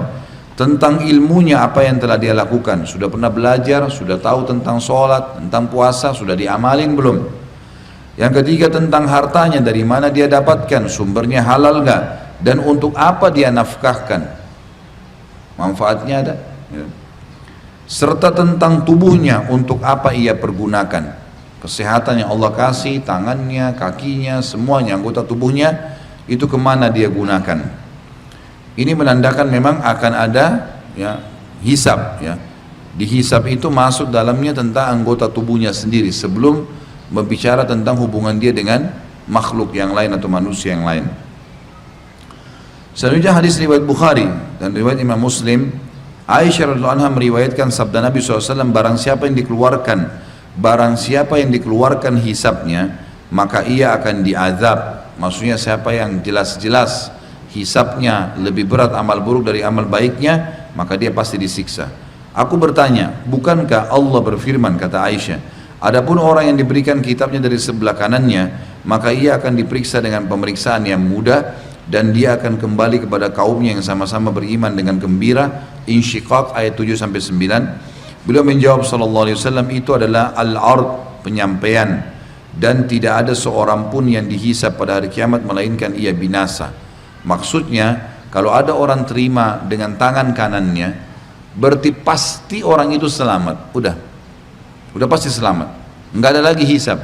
Yang dimaksud nanti dia akan dihisab dengan mudah adalah maksudnya dia akan ya, dilihatkan bukunya lalu jalan. Udah. Ada orang nanti yang terima bukunya dengan tangan kiri, ini pasti masuk ke neraka. Ada orang yang terima bukunya dengan belakang di punggungnya, ini adalah orang-orang beriman yang masih punya dosa, dihisab lagi, ditimbang amalnya. Jadi perbedaannya itu tangan kanan, tangan kiri, dan juga orang yang terima dari belakang punggungnya. Tapi saksi bahasan kita adalah akan ada hisab. Siapa yang dihisab maka dia sangat terancam untuk binasa, gitu ya. Karena bisa lolos masuk ke neraka, jelas. Dalam riwayat yang lain, riwayat Bukhari dan Muslim, Aisyah radhiyallahu anha meriwayatkan juga bahwa ia mengatakan Rasulullah SAW bersabda, berlaku benarlah, saling dekatlah, dan berikanlah kabar gembira. Maksudnya lakukan perbuatan yang Allah perintahkan. Saling dekat itu maksudnya saling peringatkan, dan beritakan berita gembira. Kalau sholat dapat ini, kalau puasa dapat ini, amal-amal saleh. Karena yang memasukkan seseorang ke dalam surga bukanlah amalnya. Mereka bertanya, termasuk engkau wahai Rasulullah? Beliau menjawab, termasuk aku, hanya saja Allah meliputiku dengan rahmatnya. Jadi password untuk masuk surga, rahmat Allah. Menentukan derajat di surga dan menyelamatkan di timbangan amal adalah amal soleh. Saksi bahasan kita di sini adalah orang masuk ke surga dengan rahmat Allah Subhanahu wa taala. Ini termasuk bentuk dalam hisab. Nah, kita bicara masalah hisab. Kemudian hadis yang selanjutnya riwayat Imam Muslim dan Imam Tirmidzi. Abu Hurairah radhiyallahu anhu meriwayatkan sabda Rasulullah SAW, kalian benar-benar akan menunaikan hak-hak kepada orang yang berhak menerimanya pada hari kiamat, sehingga dibalaskan untuk kambing yang tidak bertanduk dari kambing yang bertanduk. Hadis ini memberikan gambaran kepada kita kalau binatang pun akan dibangkitkan, dan Allah Azza wa Jalla akan menghisab kambing yang menanduk, ya, itu akan dihisap oleh Allah kenapa dia menanduk yang sedang tertanduk. Walaupun sebagian ulama mengatakan hewan-hewan ini dengan kuasa Allah setelah dibangkitkan dihisap mereka akan dimusnahkan oleh Allah. Karena sudah tidak ada lagi ya, tempat buat mereka, gitu kan. Yang jelas saksi bahasan kita ternyata Allah Azza wa Jalla dalam hisap amal bukan hanya manusia, sampai hewan, antara hewan dengan hewan pun ada hisapnya. Hadis selanjutnya hadis riwayat Imam Ahmad dengan sanad hasan, sebagaimana juga Mundhiri menyebutkan dalam targhibnya. Abu Hurairah anhu meriwayatkan sabda Nabi SAW, la yakhtasimanna kullu syai'in yawmal qiyamah hatta syatani fi man tatahata. Segala sesuatu benar-benar akan berbantah-bantahan pada hari kiamat, hingga 2 ekor kambing tentang perkara tanduk menanduk. Semua akan ada hisapnya. Hadis selanjutnya hadis riwayat Abu Ya'la dengan sejumlah sanad, dan salah satunya bagus, artinya bisa diterima, dan Mundhiri juga menyebutkan hadis ini dalam kitab targhibnya. Ummu Salamah radhiyallahu anha menuturkan Rasulullah SAW suatu hari pernah berada di rumahku dan tangannya memegang siwak, lalu beliau memanggil dayangnya atau pelayan Ummu Salamah hingga tampak kemarahan di wajahnya. Maksudnya pelayan ini rupanya tidak datang ya. Kemudian Ummu Salamah pergi ke kamar, ternyata menjumpai pelayan tersebut sedang bermain batu. Maka Ummu Salamah mengatakan, mengapa aku melihatmu bermain-main dengan batu itu, padahal Rasulullah SAW memanggilmu? Ia menjawab kepada Rasulullah SAW, tidak demi zat yang mengutusmu dengan hak, aku tidak mendengarmu. Rasulullah SAW bersabda, seandainya bukan karena kisos ya, niscaya aku telah memukulmu dengan kayu siwak ini. Saksi bahasan kita adalah ada hisab ya. Di sini sampai Nabi SAW, kisos maksudnya hukuman ya, hukuman di dunia. Kalau bukan karena kisos, akhirnya kalau saya pukul kamu, saya juga harus dipukul, maka saya akan pukul kamu karena kamu tidak menjawab, gitu kan. Tapi di sini ulama memasukkan hadis ini dalam masalah hisab, artinya kalau sampai seseorang sengaja mendengar orang lain manggil, apalagi orang itu punya hak terhadap dia dan dia tidak mau datang, misal anak dipanggil oleh orang tuanya, bawahan dipanggil oleh atasannya, ada hak mereka karena kita terikat, gitu kan. Maka pastilah hari kiamat akan ada hisab. Kenapa dia nggak datang, kenapa dia nggak jawab, gitu kan. Semua itu akan ada hisabnya. Hadis selanjutnya riwayat Bazzar dan Tabarani dengan sanad hasan. Mundhiri juga menyebutkan dalam targhibnya, Abu Hurairah anhu meriwayatkan Rasulullah SAW bersabda, barang siapa yang mencambuk hamba sahaya dengan zalim, maka ia dikisos karenanya pada hari kiamat. Hamba sahaya budak, bisa diperjualbelikan. Kalau ada orang sengaja memukulnya, maka berarti dia tetap akan, karena dia tuannya nggak ada yang hukum. Misalnya seorang atasan pemilik perusahaan memecat pegawainya tanpa sebab, nggak ada yang bisa bantah dia, perusahaan punya saya, misal, gitu kan. Tetap ada hisabnya hari kiamat. Kalau dia zalim, nggak ada alasannya, maka tetap akan ada hisabnya hari kiamat. Hadis selanjutnya adalah hadis riwayat Imam Ahmad dengan sanad hasan. Abdullah bin Unais radhiyallahu anhu menuturkan, ia pernah mendengar Nabi SAW bersabda, Allah mengumpulkan para hambanya pada hari kiamat, atau mengatakan manusia akan mengumpulkan manusia pada hari kiamat. Dalam riwayat lain, dalam keadaan telanjang, tak terkhitan dan tidak berbusana. Kami bertanya, apakah tidak berbusana itu atau buhmam? Beliau menjawab, ia tidak memakai sesuatu apapun. Kemudian Allah menyuruh mereka dengan suara yang didengar oleh orang yang jauh sebagaimana didengar oleh orang yang dekat. Akulah zat yang memberi balasan, akulah raja. Tidak patut seorang pun dari ahli neraka masuk neraka, sedangkan ia punya hak pada seorang dari ahli surga, hingga aku mengkisosnya darinya. Dan tidak patut seorang pun dari ahli surga masuk ke dalam neraka, sedangkan seseorang dari ahli neraka punya hak terhadapnya, hingga aku mengkisosnya darinya. Hingga tamparan. Ia mengatakan, perawi hadis, kami bertanya, bagaimana caranya padahal kita datang dalam keadaan telanjang, tak berkhitan dan tak berbusana? Beliau menjawab, kebaikan dan keburukan. Maksudnya adalah, kalau misal ada orang kafir nih, ada seseorang muslim pernah mukul orang kafir, karena orang kafir itu bawahannya, misal dipukul sama dia. Lalu orang kafir ini karena lemah, nggak bisa memberontak, ya sudahlah, nggak bisa melawan, dia pergi berhenti kerja misalnya. Hari kiamat tetap si kafir masuk neraka, tetapi gitu kan, yang beriman ini akan dihukum oleh Allah, ada kisosnya. Dia tampar orang kafir masuk neraka, dia ditampar juga nanti hari kiamat. Prosesnya bagaimana Allah alam, tapi kisos akan terjadi. Makanya jangan main-main. Ya. Pernah ada seorang sahabat, tapi saya terlupa namanya, dalam hadis Bukhari Muslim, lewat di negeri Syam, ada satu kaum, ini kaumnya orang kafir ya. Rupanya orang-orang kafir ini tidak mau bayar jizyah. Tahu jizyah? Upeti. Kan kalau mereka tidak mau masuk Islam, dalam pemerintahan Islam mereka diminta upeti. Rupanya ada sebagian orang muslim yang petugas keamanan mendatangi orang-orang kafir ini yang tidak mau bayar jizyah. Karena nggak mau, mereka diseret, diikat di tiang, dikenakan matahari, panas, kepanasan, sampai mereka keringat-keringat. Bahkan dalam riwayat ini dikatakan dituangkan minyak panas di kepala mereka, gitu kan. Orang-orang kafir yang disiksa sama orang muslim ini. Lewat sahabat lalu mengatakan, kenapa ini? Dia bilang mereka tidak mau bayar jizyah. Kata sahabat, demi Allah ya, sesungguhnya Allah akan mengkisas, menghukum siapapun yang menyiksa manusia atau hamba di dunia. Jadi termasuk subhanallah, mungkin manusia tendang kucing nggak bisa melawan, tetap ada kisosnya hari kiamat, dihukum sama Allah, nggak ada ceritanya lolos, semua yang akan dihisab. Makanya dalam hadis ini dikatakan tidak layak penghuni neraka masuk neraka sementara dia punya hak dari penghuni surga sampai penghuni surga jadi kisos, nggak bisa, harus semuanya. Lalu kemudian sahabat tadi mengatakan berhentikan nih, diberhentikan.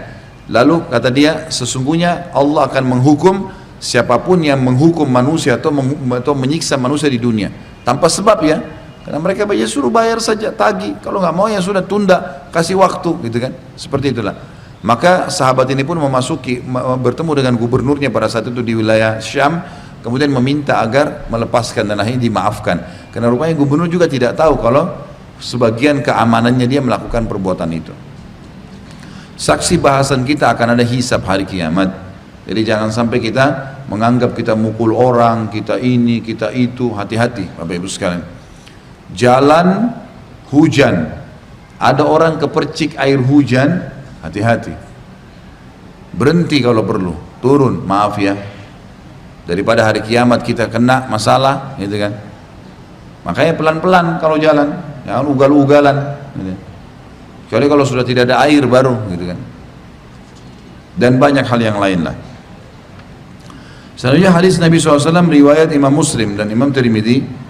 Abu Hurairah radhiyallahu anhu meriwayatkan sabda Rasulullah SAW, atadruna manil muflis? Qalu al muflisu fina man la dirham lahu wa la mata'. Qala al muflisu min ummati man ya'ti yawmal qiyamati bi salatin wa siyamin wa zakatin wa ya'ti wa qad syatama hadha wa qadhafa hadha wa akala mala hadha wa safaka dama hadha wa daraba hadha fayuqda hadha min hasanatihi wa hadha min hasanatihi fa in funiyat hasanatuhu qabla an yuqdiya ma alai ukhidha min khatayahum faturihat alai thumma turiha finnar. Apakah kalian tahu siapa orang yang bangkrut itu?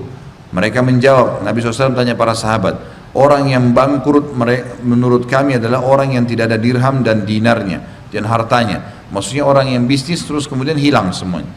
Beliau bersabda, orang yang bangkrut sebenarnya dari umatku ialah orang yang datang hari kiamat membawa pahala solat, lengkap semua, pahala puasa, pahala zakat, juga membawa dari satu sisi dosa karena pernah mencaci maki orang ini, pernah menuduh orang itu, pernah memakan hartanya orang yang ini, mengalirkan darah orang yang itu dan memukul orang yang ini.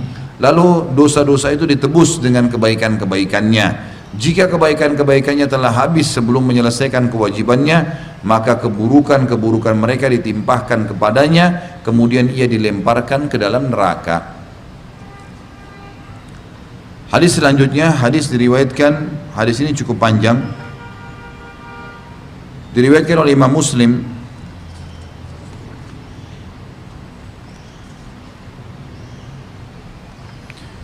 Nabi SAW bersabda, dari Abu Hurairah anhu, mereka bertanya, wahai Rasulullah, apakah kami akan melihat Rabb kami pada hari kiamat?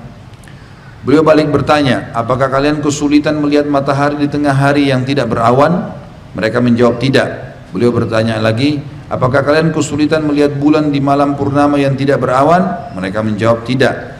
Beliau bersabda, demi zat yang jiwaku berada di tangannya, kalian tidak kesulitan melihat Rabb kalian sebagaimana kalian tidak kesulitan melihat salah satu dari keduanya, bulan atau matahari tadi, tanpa awan. Lalu hamba berjumpa dengan Rabbnya dan dia bertanya, wahai fulan, bukankah aku memuliakanmu, menjadikanmu sebagai pemimpin, menikahkanmu, menundukkan untukmu kuda dan unta, serta membiarkanmu menjadi pemimpin dan mengambil bagian seperempat dari rampasan perang? Ia menjawab, iya wahai Rabbku. Dia bertanya lagi, Allah bertanya, apakah kamu yakin bahwa kamu akan berjumpa denganku? Ia menjawab tidak. Lalu dia berfirman, sungguhnya aku melupakanmu pada hari ini sebagaimana kau melalaikanku. Kemudian dia berjumpa Allah dengan yang kedua, maka dia pun bertanya, wahai fulan, bukankah aku memuliakanmu, menjadikanmu sebagai pemimpin, menikahkanmu, menundukkan untukmu kuda dan unta, serta membiarkanmu menjadi pemimpin dan mengambil bagian seperempat dari rampasan perang? Ia menjawab, iya wahai Rabbku. Dia bertanya, apakah kamu yakin bahwa kamu akan berjumpa denganku?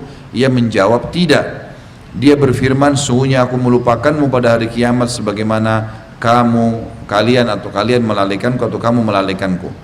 Kemudian dia berjumpa dengan yang ketiga, maka dia bertanya lagi, wahai fulan, bukankah aku memuliakanmu, menjadikanmu sebagai pemimpin, menikahkanmu, menundukkan untukmu kuda dan unta, serta membiarkanmu menjadi pemimpin dan mengambil bagian seperempat dari rampasan perang? Ia menjawab, iya wahai Rabbku. Lalu dia bertanya, Allah, apakah kamu yakin bahwasanya engkau akan berjumpa denganku? Yang menjawab, wahai Rabbku, aku beriman kepadamu, kitabmu dan rasul-rasulmu, aku sholat, berpuasa, bersedekah dan memuji kebaikan menurut kemampuan. Ya. Dia berfirman, Allah, di sini kalau begitu. Kemudian dia berfirman, sesungguhnya ya, atau sekarang kami akan mengutus saksi atasmu. Ia berpikir dalam hatinya, siapa yang akan menjadi saksi atasnya? Lalu mulutnya dikunci dan ditanyakan kepada pahanya, berbicaralah. Maka paha, daging dan tulangnya berbicara tentang amalnya. Hal itu agar ia tidak bisa membuat alasan terhadap dirinya. Itulah munafik dan itulah orang-orang yang dibenci oleh Allah. Artinya hari kiamat akan ada bentuk hisab seperti ini. Orang-orang munafik akan didatangkan nanti hari kiamat, dan mereka punya kedudukan, ya, seperti Abdullah bin Abi Salul di zaman Nabi SAW. Mereka terkenal, dia kaya, punya keturunan, ada istrinya, ada tunggangannya. Nanti Allah datangkan orang-orang munafik nih. Sampai sekarang banyak orang-orang munafik itu yang Allah bukakan bagi mereka rezeki. Nanti hari kiamat didatangkan lalu ditanya, apakah kamu, saya fulan, saya sudah nikahkan kamu, saya sudah berikan. Apa kau ya tahu itu? Dia bilang iya. Apa kau yakin ketemu sama saya? Tidak.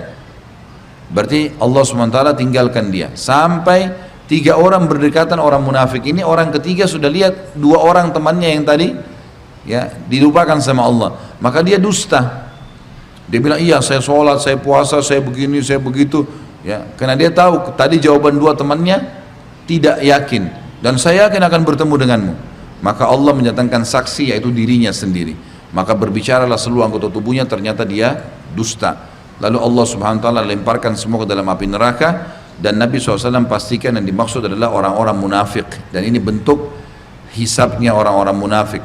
Ya, tidak ada timbangan amal, tapi ini hisab, dihardik oleh Allah Subhanahu wa ta'ala untuk jelas memastikan mereka tidak ada alasan kenapa dimasukkan ke dalam surga. Mereka tidak ada alasan menolak, kenapa dimasukkan ke neraka. Tidak ada alasan menolak untuk masuk neraka karena perbuatan mereka sendiri. Ini bentuk hisab yang ada. Kemudian hadis riwayat Imam Muslim selanjutnya, Ummu Mubashir Al-Ansariyah radhiyallahu anha pernah mendengarkan Rasulullah SAW berkata di sisi Hafsah, la yadkhulun nara insya'allahu min ahli syajarati ahad alladhina baya'u tahtaha. Qalat bala ya Rasulullah. فانتهرها فقالت حفصة وإن منكم إلا واردها. فقال النبي صلى الله عليه وسلم قد قال الله تعالى ثم ننجي الذين اتقوا ونذر الظالمين فيها جثيا. Tidak akan masuk surga jika Allah kehendaki, sesuai dengan yang Allah yang kehendaki, seorang tidak akan masuk neraka, tidak akan masuk neraka jika Allah kehendaki seorang pun dari ahlu syajarah. Di situ tidak diterjemahkan di bawahnya ya. Ahlu syajarahnya, Bapak Ibu yang pegang buku dikasih tanda kurung ya. Ahlu syajarah. Terjemahannya adalah orang-orang yang berbaiat di bawah pohon. Jadi ada kisahnya ya. Pada saat Nabi SAW akan menuju umroh di bulan Zulqa'dah di tahun 6 Hijriah. Pada saat itu Nabi SAW keluar dengan 1.400 orang Bapak Ibu sekalian untuk umroh. Ternyata pas tiba di Hudaybiyah ya, mereka tertahan. Orang-orang Quraisy keluar dengan pasukannya untuk menahan mereka ya, supaya tidak masuk umroh. Terjadilah kesepakatan Hudaybiyah.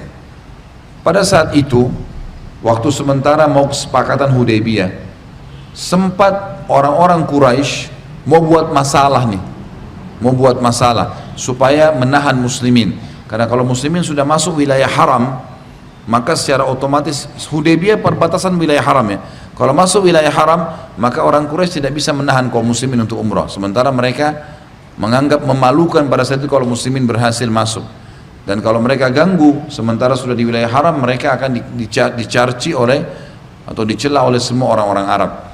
Ringkas cerita, sempat ya Nabi SAW membaiat ya semua sahabat 1.400 orang itu, tepatnya 1.398 orang, karena Nabi satu orang dan ada satu orang munafik yang ikut pada saat itu.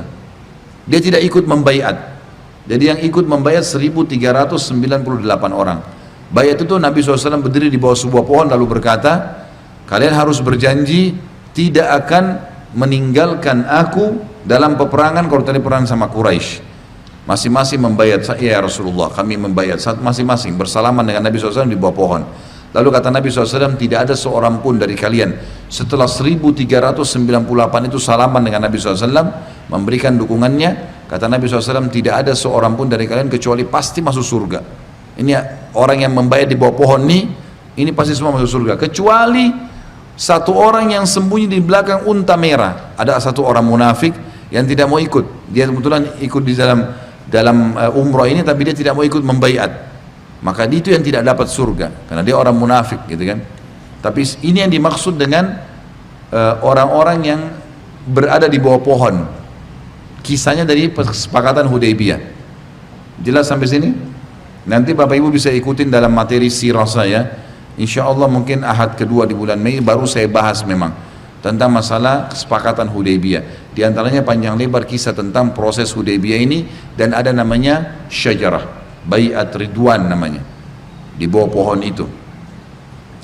Itu yang dimaksud di sini, tidak akan masuk neraka jika Allah kehendaki seorang pun dari ahlu syajarah atau orang-orang yang berbaiat di bawah pohon. Hafsah mengatakan, tidak wahai Rasulullah ya. Beliau pun membentak ya. Maka Hafsah mengatakan, maksudnya di sini ini terjemahan kurang tepat ya. Jadi pada saat itu sebenarnya Hafsah berkata, tentulah ya Rasulullah, gitu kan? Ya. Tetapi bukankah Allah berfirman? Gitu kan? Hafsah mengatakan, tapi bagaimana dengan Allah SWT berfirman, wa in minkum illa wariduha, semua kalian pasti akan lewati neraka itu. Lalu Nabi SAW berkata, Allah juga berfirman, sesungguhnya Allah akan menyelamatkan orang-orang yang bertakwa dan membiarkan orang-orang zalim dalam keadaan berlutut. Jadi saksi bahasan kita di sini adalah bahwasanya orang-orang yang pernah mengikuti baiat di bawah pohon tidak akan masuk neraka. Makna lain adalah mereka tidak ada hisab. Mereka tidak dihisab. Dan itu jumlahnya banyak ya, 1.398 orang tadi dari sahabat. Ini kemuliaan. Selanjutnya hadis Nabi SAW, hadis ini diriwayatkan oleh Imam Bukhari. Abu Sa'id al-Khudri menuturkan Rasulullah SAW bersabda, yuja'u binuhin yawmal qiyamah fayuqalu lah hal ballagta fayaqulu na'am ya Rabbi fatus'alu ummatuhu hal balagakum fayaqulun ma ja'ana min nadhir fayaqulu man syuhuduk fayaqul atau fayuqal semestinya, tapi apa ya, fayaqul man syuhuduk, fayaqul Muhammadun wa ummatuh, fayuja'u bikum fatashhadun. Thumma qara'a Rasulullah SAW, wa kadzalika ja'alnakum ummatan wasata qala adla litakunu syuhada 'alan nasi wa yakuna rasulu 'alaikum syahida. Nuh alaihissalam akan didatangkan pada hari kiamat, lalu ditanyakan kepadanya, apakah engkau telah menyampaikan dakwah?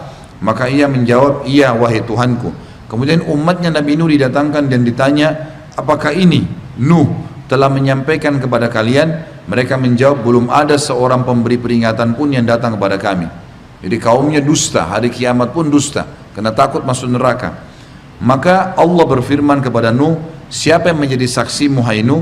Lalu Nuh menjawab, Muhammad dan umatnya. Lalu kalian pun akan dihadapkan untuk menjadi saksi.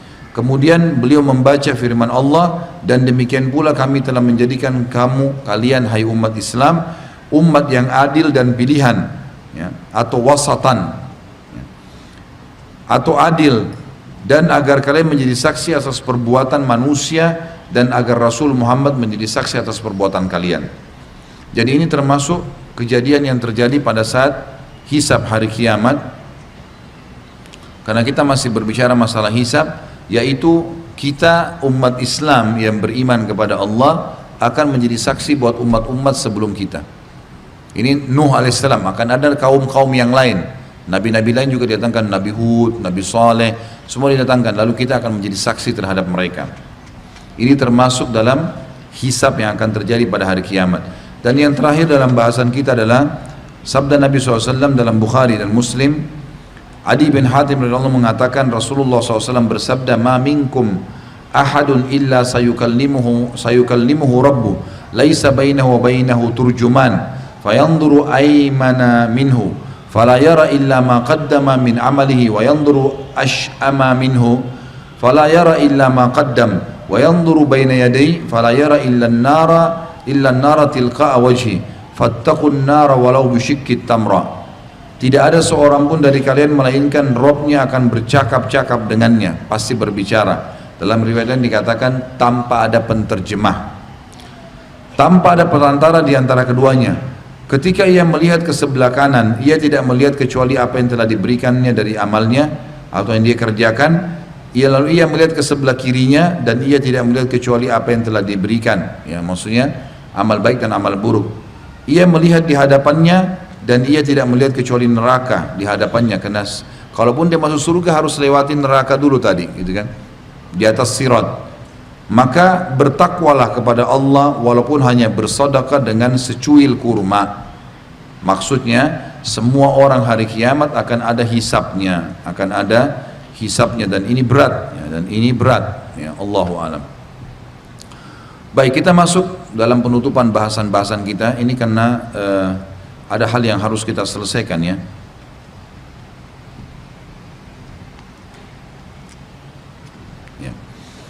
Pasal 29, rupa-rupa azab pada hari kiamat, beberapa siksaan hari kiamat. Dimulai dari surah Al-Imran ayat 180. A'udzubillahi minasyaitonirrajim. Al-Imran 180 ini diterjemahkan oleh Nabi SAW, maksudnya ditafsirkan dalam riwayat Bukhari. Abu Hurairah anhu meriwayatkan Rasulullah SAW bersabda, man atallaha malan falam yuaddi zakata mustila lahu maluhu syuja'an aqra lahu dhabibatan yutawwikuhu yawmal qiyamah ya'khudhu bilihzamatayhi ya'ni bishiqqayhi yaqulu ana maluka ana kanzuka thumma tala al-aya la yahsabanna alladhina yabkhuluna bima atahumullahu min fadlihi huwa khairan lahum sayutawwaquna ma bakhiru bihi yawmal qiyamah walillahi mirathus samawati wal ardi wallahu bima ta'maluna khabir. Barang siapa yang dikaruniai oleh Allah harta tetapi tidak menunaikan zakatnya, maka harta tersebut pada hari kiamat akan diserupakan dengan wujud ular bertanduk berbisa, tanduknya dua dan berbisa, ya. Jadi semestinya bertanduk dua dan berbisa, begitu terjemahannya, ya, yang akan dikalungkan di lehernya pada hari kiamat. Kemudian ia mengangakan mulutnya seraya berkata, aku hartamu, aku simpananmu. Kemudian dia membaca firman Allah, Nabi SAW, sekali-kali janganlah orang-orang yang bakhil dengan harta yang Allah berikan kepada mereka dari karunia-Nya menyangka bahwa kebakhilan itu baik bagi mereka. Sebenarnya kebakhilan itu adalah buruk bagi mereka. Harta yang mereka bakhilkan itu akan dikalungkan kelak di lehernya di hari kiamat. Dan kepunyaan Allah lah segala warisan yang ada di langit dan di bumi, dan Allah mengetahui apa yang kalian kerjakan. Abu Hurairah meriwayatkan hadis yang lain. Hadis ini diriwayatkan oleh Imam Muslim. Rasulullah SAW bersabda, setiap orang yang memiliki emas dan perak yang tidak menunaikan hak hartanya tersebut, tidak mengeluarkan zakatnya, tidak bersedekah, pasti tak kalah pada hari kiamat kelak akan dibentangkan untuknya lempengan-lempengan terbuat dari api. Lalu ia dipanggang di atasnya dalam neraka jahanam. Kemudian lambung, kedua kening dan punggungnya disetrika dengannya. Setiap kali terasa dingin, maka diulang lagi untuknya pada hari yang panjangnya 50.000 tahun, hingga urusan di antara hamba diputuskan. Lalu maksudnya sampai selesai hisab hamba-hamba semua. Jadi orang yang tidak mengeluarkan zakat ini akan disiksa dulu sebelum hisab selesai. Ini siksaannya. Akan ada lempengan-lempengan api yang dia dipanggang di atasnya. Sampai kalau sudah dia hangus diulangi lagi, sudah dingin dipanaskan lagi, sampai keputusan selesai, semua hisab selesai. Lalu ia akan melihat jalannya, apakah ke surga atau ke neraka. Ditanyakan, wahai Rasulullah, apakah juga pemilik unta? Beliau menjawab, juga pemilik unta yang tidak menunaikan haknya. Di antara hak juga ialah diperah susunya pada waktu memberinya minum. Itu haknya, jadi harus dia berikan. Dikeluarkan susunya berarti harus dikasih makan unta itu. Melainkan ketika pada hari kiamat kelak unta tersebut dibesarkan di tempat yang luas, yang lebih besar dari sebelumnya. Ia tidak kehilangan seekor anak unta pun. Unta tersebut menginjak-injaknya dengan kakinya dan menggigitnya dengan mulutnya. Setiap kali yang pertama pergi darinya, maka yang lainnya datang kepadanya. Pada suatu hari kiamat itu yang panjangnya 50.000 tahun, hingga Allah selesai mengadili para hamba-hambanya, lalu mengetahui jalannya baik ke surga maupun ke neraka. Ditanyakan lagi, wahai Rasulullah, juga pemilik sapi dan kambing? Beliau menjawab, juga pemilik sapi dan kambing yang tidak menunaikan haknya, melainkan pada hari kiamat kelak sapi dan kambing tersebut dibesarkan di tempat yang luas, ia tidak kehilangan sesuatu pun darinya. Maksudnya semua peternakan dia, semua kambing, semua unta, semua sapi yang dia punya tidak terkecuali, semua yang kecil dan besar didatangkan semua.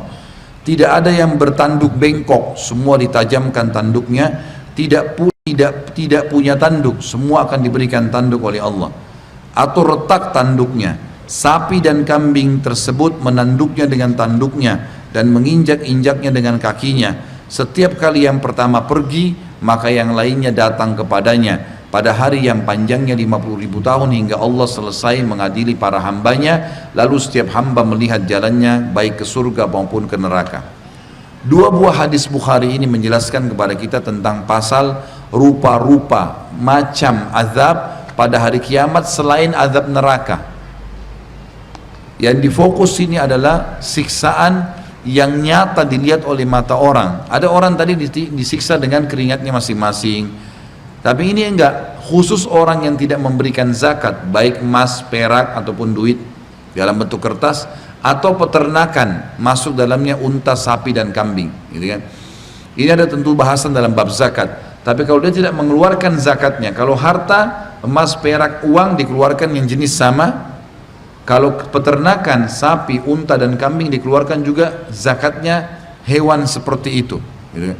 Ada hitung-hitungannya ya. Kalau sudah mencapai 40 ekor kambing mengeluarkan 1 ekor kambing, ada hitung-hitungan sendiri, gitu kan. Ini ada bab zakat panjang. Tapi yang jelas kalau orang tidak memberikan zakatnya, dua hal ini, harta dan peternakan, ini beda siksaannya hari kiamat. Sebelum timbangan amal nih, orang-orang akan menyaksikan, khusus orang yang tidak mengeluarkan zakat hartanya akan didatangkan lempengan-lempengan api, yang api itu dibuat untuk memanggang dia, panas sampai dia terbakar. Dan ini lempengan-lempengan tersebut dari hartanya, dari emasnya, dari peraknya, Allah SWT datangkan dari hartanya semua, dan kan sebagai lempengan api. Lalu kalau sudah hangus diutuhkan, kalau sudah dingin dipanaskan. Kalau punya peternakan, maka hewan-hewan yang dia ternak, sapi-sapinya misalnya ada 1000 ekor, ada 2000 ekor. Sebagian ulama hadis mengatakan semua peternakannya termasuk hewan-hewan yang pernah sudah dijual atau mati. Misalnya ada orang peternak sapi sudah 30 tahun, dia nggak pernah keluarin zakat sapinya, gitu kan? Lalu dia meninggal. Nanti semua sapi yang 30 tahun itu, yang sudah mati, yang pernah dijual, yang masih ada, dan juga kata ulama yang diteruskan oleh anak cucunya, misalnya dia meninggal ada 30 ribu ekor sapi, diteruskan oleh keturunannya, tidak juga dikeluarkan zakatnya, maka semua sapi itu yang ada di peternakannya akan didatangkan hari kiamat, kondisinya fisiknya lebih besar dari sebelumnya, tanduknya semuanya tajam, ya, kemudian akan dihadirkan dan menginjak-injak dia sambil menyeruduknya, gitu kan? Kalau unta menginjak-injak sambil menggigitnya. Semuanya ribuan ekor, puluhan ribu akan menyiksa dia sampai diinjak-injak nih, ditanduk, jalan semuanya. Setelah yang 30 ribu yang terakhir lewat, kembali lagi, diinjak lagi. Terus begitu sampai selesai hisab. Dia lihat jalannya ke surga atau ke neraka. Ini termasuk siksaan yang sangat luar biasa. Makanya harus keluarkan zakat. Hitung baik-baik zakat itu. Ya. Pasal 30 rupa-rupa azab neraka. Dan ini disebutkan tidak banyak dalilnya, adalah hadis Nabi SAW riwayat Imam Bukhari dan Imam Muslim. Abu Hurairah meriwayatkan sabda Nabi SAW, man taradda min jabalin faqatala nafsahu fahuwa fi nari jahannama yataradda fihi khalidan mukhalladan fiha abada wa man tahassa summan faqatala nafsahu fasummuhu fi yadihi yatahassahu fi nari jahannama khalidan mukhalladan fiha abada wa man qatala nafsahu bihadidatin fahadidatuhu fi yadihi yaja'u biha fi batnihi fi nari jahannam khalidan mukhalladan fiha abada. Ini hukuman bagi orang yang masuk neraka, macam-macam azab neraka, tapi di sini fokus penulis menyebutkan siksaan yang unik, ya. Ada orang yang dipanggang, yang dipotong, yang ini banyak orang standar hukumannya. Ada orang yang unik hukumannya, berat. Tapi ini unik, tidak semua orang merasakannya. Siapa itu?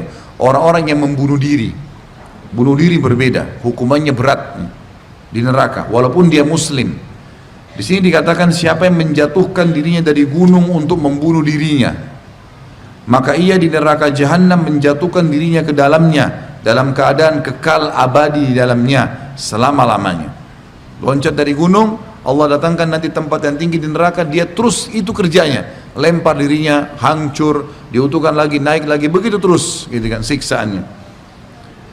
Dan siapapun yang menegak atau meneguk racun untuk membunuh dirinya, maka racunnya di tangannya untuk diteguknya di neraka jahanam dalam keadaan kekal abadi di dalamnya selama-lamanya.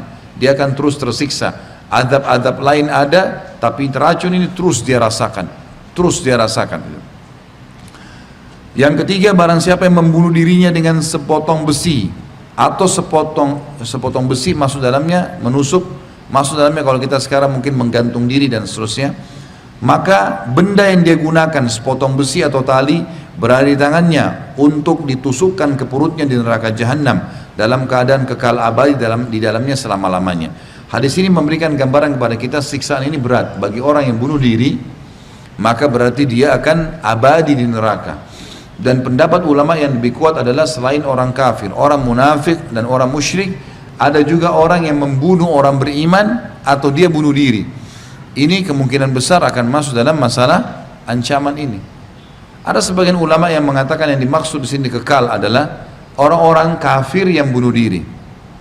Orang kafir sudah kafir masuk neraka kan, plus lagi dia bunuh diri, begini siksaannya.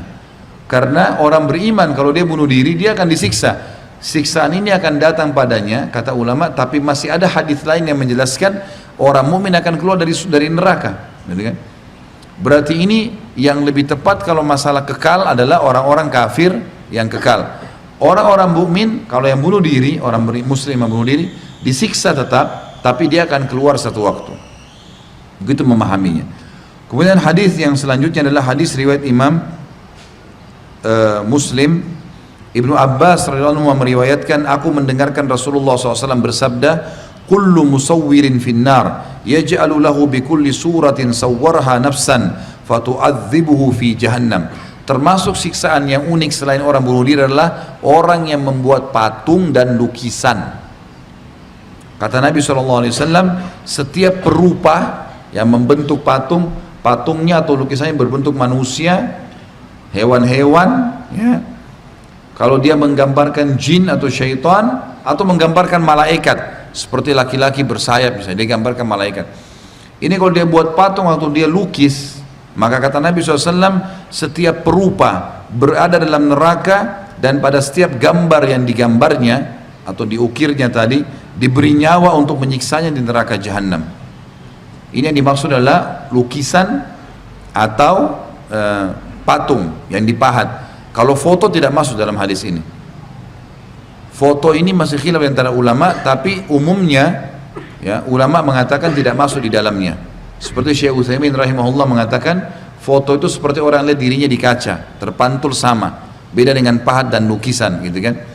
Maka tidak masuk. Tapi dia berdosa kalau dia menyalahgunakan foto itu, misal diperlihatkan kepada orang yang bukan mahram, itu dosa sendiri, gitu kan? Atau dia memajang di rumahnya, tidak masuk malaikat, iya, tapi tidak masuk dalam ancaman ini kecuali memang pelukis atau orang yang memahat.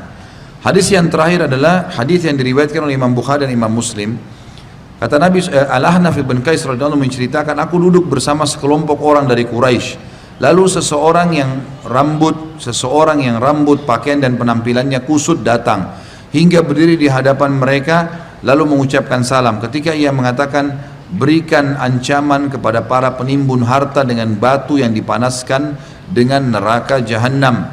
Kemudian diletakkan di atas puting buah dada salah seorang dari kalian hingga keluar dari tulang lunak pada ujung punuknya atau punduknya, dan diletakkan di atas tulang lunak pada ujung punduknya hingga keluar dari puting buah dadahnya. Jadi ada orang nanti disiksa dengan cara seperti ini, orang yang menumpuk-numpuk hartanya, ditaruh batu yang panas ditaruh di putingnya sehingga tembus ke belakangnya, dari belakangnya ditaruh sehingga bisa tembus ke putingnya setelah diutuhkan kembali. Laki-laki dan perempuan sama, dan diletakkan di atas tulang lunak pada ujung punduknya hingga keluar dari puting buah dadahnya. Ia gemetar ketika berpaling lalu duduk bersandar pada tiang. Maksudnya orang yang menyampaikan riwayat ini gemetar sudah menyampaikan riwayat ini dan bersandar pada sebuah tiang. Aku pun mengikutinya dan duduk di dekatnya sementara aku tidak tahu siapa dia.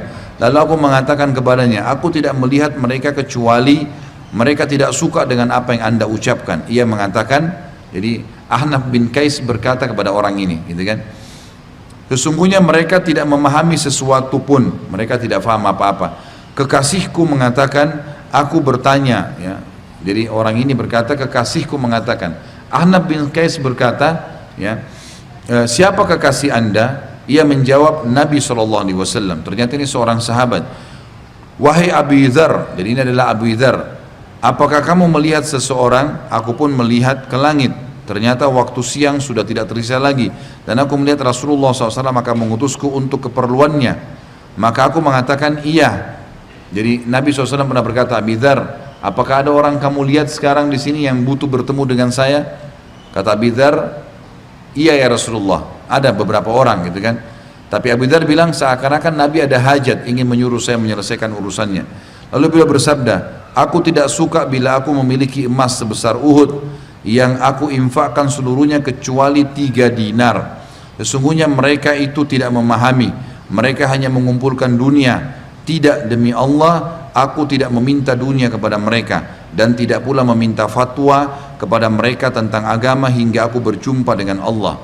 Maksudnya adalah Nabi SAW, Abu Dzar mengatakan, orang-orang yang banyak mengumpulkan harta dan tidak dizakatkan, tidak disodokahkan, ini mereka tidak faham nih, kalau hartanya bisa jadi bahaya buat dia, ya. Mesti dia rajin bersedekah, keluarkan semuanya, apa yang dia bisa keluarkan. Dia nabung pun untuk sebuah proyek akhirat, bukan sesuatu yang untuk dunia berfoya-foya. Dan ini berbahaya. Sampai Nabi SAW mengatakan, kalau seandainya orang-orang itu tahu saya ini kalau punya emas seperti Uhud, saya akan sedekahkan semua, dan saya tidak suka kalau masih ada 3 dirham emas yang sisa. Semuanya saya akan sedekahkan karena pentingnya untuk menyelamatkan diri pada hari kiamat. Tapi saksi bahasan kita adalah siksaannya, ya. Karena di sini adalah rupa-rupa azab di neraka. Orang akan dikasih emas, besi yang panas yang disiksa dengan tadi metodenya, ditaruh di putingnya sampai tembus ke tulang lunaknya dan seterusnya. Poin 31 dan tinggal 2 lembar dari bahasan kita ini. Pasalnya adalah perhitungan amal kaum mukminin. Dan ini disebutkan dalam hadis Bukhari, sebuah hadis saja. Abdullah bin Amr radhiyallahu anhu menuturkan, Rasulullah SAW bersabda, sesungguhnya Allah mendekati seorang mukmin lalu meletakkan tangannya padanya dan menutupinya seraya bertanya, apakah kamu tahu dosa demikian? Apakah kamu tahu dosa demikian? Ia menjawab, iya wahai Robku, hingga membuatnya mengakui dosa-dosanya dan merasa bahwa dirinya telah celaka. Jadi sampai di sini adalah sama dengan hadis yang tadi, seseorang di antara kalian akan berbicara dengan Tuhannya tanpa ada penterjemah. Dari hadis ini lebih jelas lagi kalau Allah akan mendekat dengan hambanya. Kasus masalah meletakkan tangannya padanya, kita imani seperti apa adanya. Ini penyampaian dari Nabi SAW dan termasuk penghormatan terhadap syariat dan penghormatan terhadap Nabi Muhammad SAW, kita imani penyampaiannya. Bagaimana caranya tidak perlu kita tanya. Allah SWT akan meletakkan tangannya padanya dan menutupinya, melindunginya, seraya berkata, apakah kamu tahu dosa ini yang kamu sudah lakukan? Apakah kamu tahu dosa ini? Itu khusus untuk orang beriman, ya. Allah lakukan seperti ini. Maka dia pun mengatakan iya, dia akui semua dosanya dan merasa bahwa dirinya telah celaka. Kata Allah, aku telah menutupi dosa-dosamu di dunia dan aku menghapuskannya pada hari ini. Lalu ia diberi buku catatan kebaikan-kebaikannya. Adapun orang kafir dan munafik, maka mereka dipanggil di hadapan para makhluk sebagai saksi. Haula'il ladzina kadzabu bi ala rabbihim ala la'natullahi 'alal zalimin. Orang-orang inilah, jadi orang-orang munafik, orang kafir didatangkan sama orang musyrik. Lalu Allah menyuruh malaikat berfirman, Allah berfirman pada para malaikat, suruh menyampaikan kepada semua orang di mahsyar waktu itu. Orang-orang inilah, si munafik-munafik dan kafir ini adalah orang-orang yang telah berdosa terhadap Rabb mereka. Ingatlah, kutukan Allah ditimpakan pada orang-orang zalim. Terakhir Bapak Ibu sekalian adalah pasal ke-32 dari bahasan masalah lanjutan neraka ini. Maaf, memang saya ingin menyelesaikannya agar masalah neraka sudah selesai bahasannya, dan memang saya berharap tidak bertanya, karena pulang bawa ilmu neraka lebih baik, jadi kapok tobat gitu kan, itu tujuannya, tidak ulangi lagi dosa. Cukup yang kita dengarkan tadi ini Bapak Ibu sekalian membuat kita ketakutan untuk berbuat dosa dan rajin buat amal saleh gitu kan. Apapun yang mau ditanya, apakah kalau saya buat begini, apakah kalau saya belum kerjakan begini, sekarang balik ke diri Bapak Ibu sendiri. Amal soleh kerjakan, perbuatan dosa tinggalkan. Itu kesimpulannya. Apapun pertanyaan akan begitu jawaban kesimpulan terakhir. Adalah apa yang sudah belum kita kerjakan dari amal soleh kerjakan, yang kita pernah kerjakan dari dosa perbaikin, yang belum tahu pelajari, gitu kan? Belajar dalam majelis ilmu, jadi kita jadi tahu. Ini semua dalil sudah cukup jadi pelajaran buat kita. Sebagai penutup Bapak Ibu sekalian, perkara yang paling banyak memasukkan manusia ke dalam neraka. Hadis riwayat Tirmidzi dan beliau menilai dengan hasan sahih. Abu Hurairah menuturkan, su'ilan Nabi sallallahu alaihi wasallam an aktsari ma yudkhilun nasal jannah. Qala taqwallahi wa husnul khuluq. Wa su'ila an aktsar ma yudkhilun nasan nar, qala al-fam wal farj. Nabi SAW ditanya tentang perkara sebanyak yang paling terbanyak menyebabkan manusia masuk surga. Beliau menjawab, takwa kepada Allah, patuh, kerjakan perintah, tinggalkan larangan, tidak memilah-milah, wajib sunnah dikerjakan, haram makruh ditinggalkan, dan juga akhlak yang baik, santun, baik sama orang, memaafkan, ya, memberi. Beliau juga ditanyakan tentang perkara yang paling banyak menyebabkan manusia masuk neraka. Beliau menjawab, mulut dan kemaluan. Ini dua hal yang dijaga. Dalam hadis riwayat Muslim, kata Nabi SAW, hadis ini riwayat Imam Ahmad kalau saya tidak salah. Semoga Allah maafkan kalau salah, tapi yang jelas Nabi SAW bersabda, hadis ini sahih, man dhamina li ma baina lihyai wa ma baina fakhidai dhamintu lahul jannah. Siapa yang menjamin untukku apa yang ada di antara dua pipinya, lisannya, dan apa yang berada di antara dua pahanya, aku akan menjamin baginya surga. Ini menjelaskan makna hadis tadi yang kita sebutkan. Kata beliau di sini sebagai penutup, siapa yang ingin selamat dari neraka, maka ia harus memelihara lisannya dan kemaluannya dari apa yang diharamkan oleh Allah. Ucapkan yang baik, tanya kabar orang, nasihati, ya, mengambil ilmu, zikir, Al-Quran, titik, jangan tambah lebih dari itu. Tidak ada lagi gosip mulai hari ini, nggak ada gunjing, nggak ada fitnah, nggak ada omongan kosong, cerita yang dikarang-karang, nggak ada lagi, semua habis. Dan tidak ada, mulai hari ini ke depan mau selamat, jaga lisan. Kemaluan tidak ada yang sentuh kecuali yang halal pasangan, titik. Semua habis sudah ceritanya. Kalau pernah berbuat salah, istighfar, taubat kepada Allah, perbaiki ke depan. Ini kata kuncinya.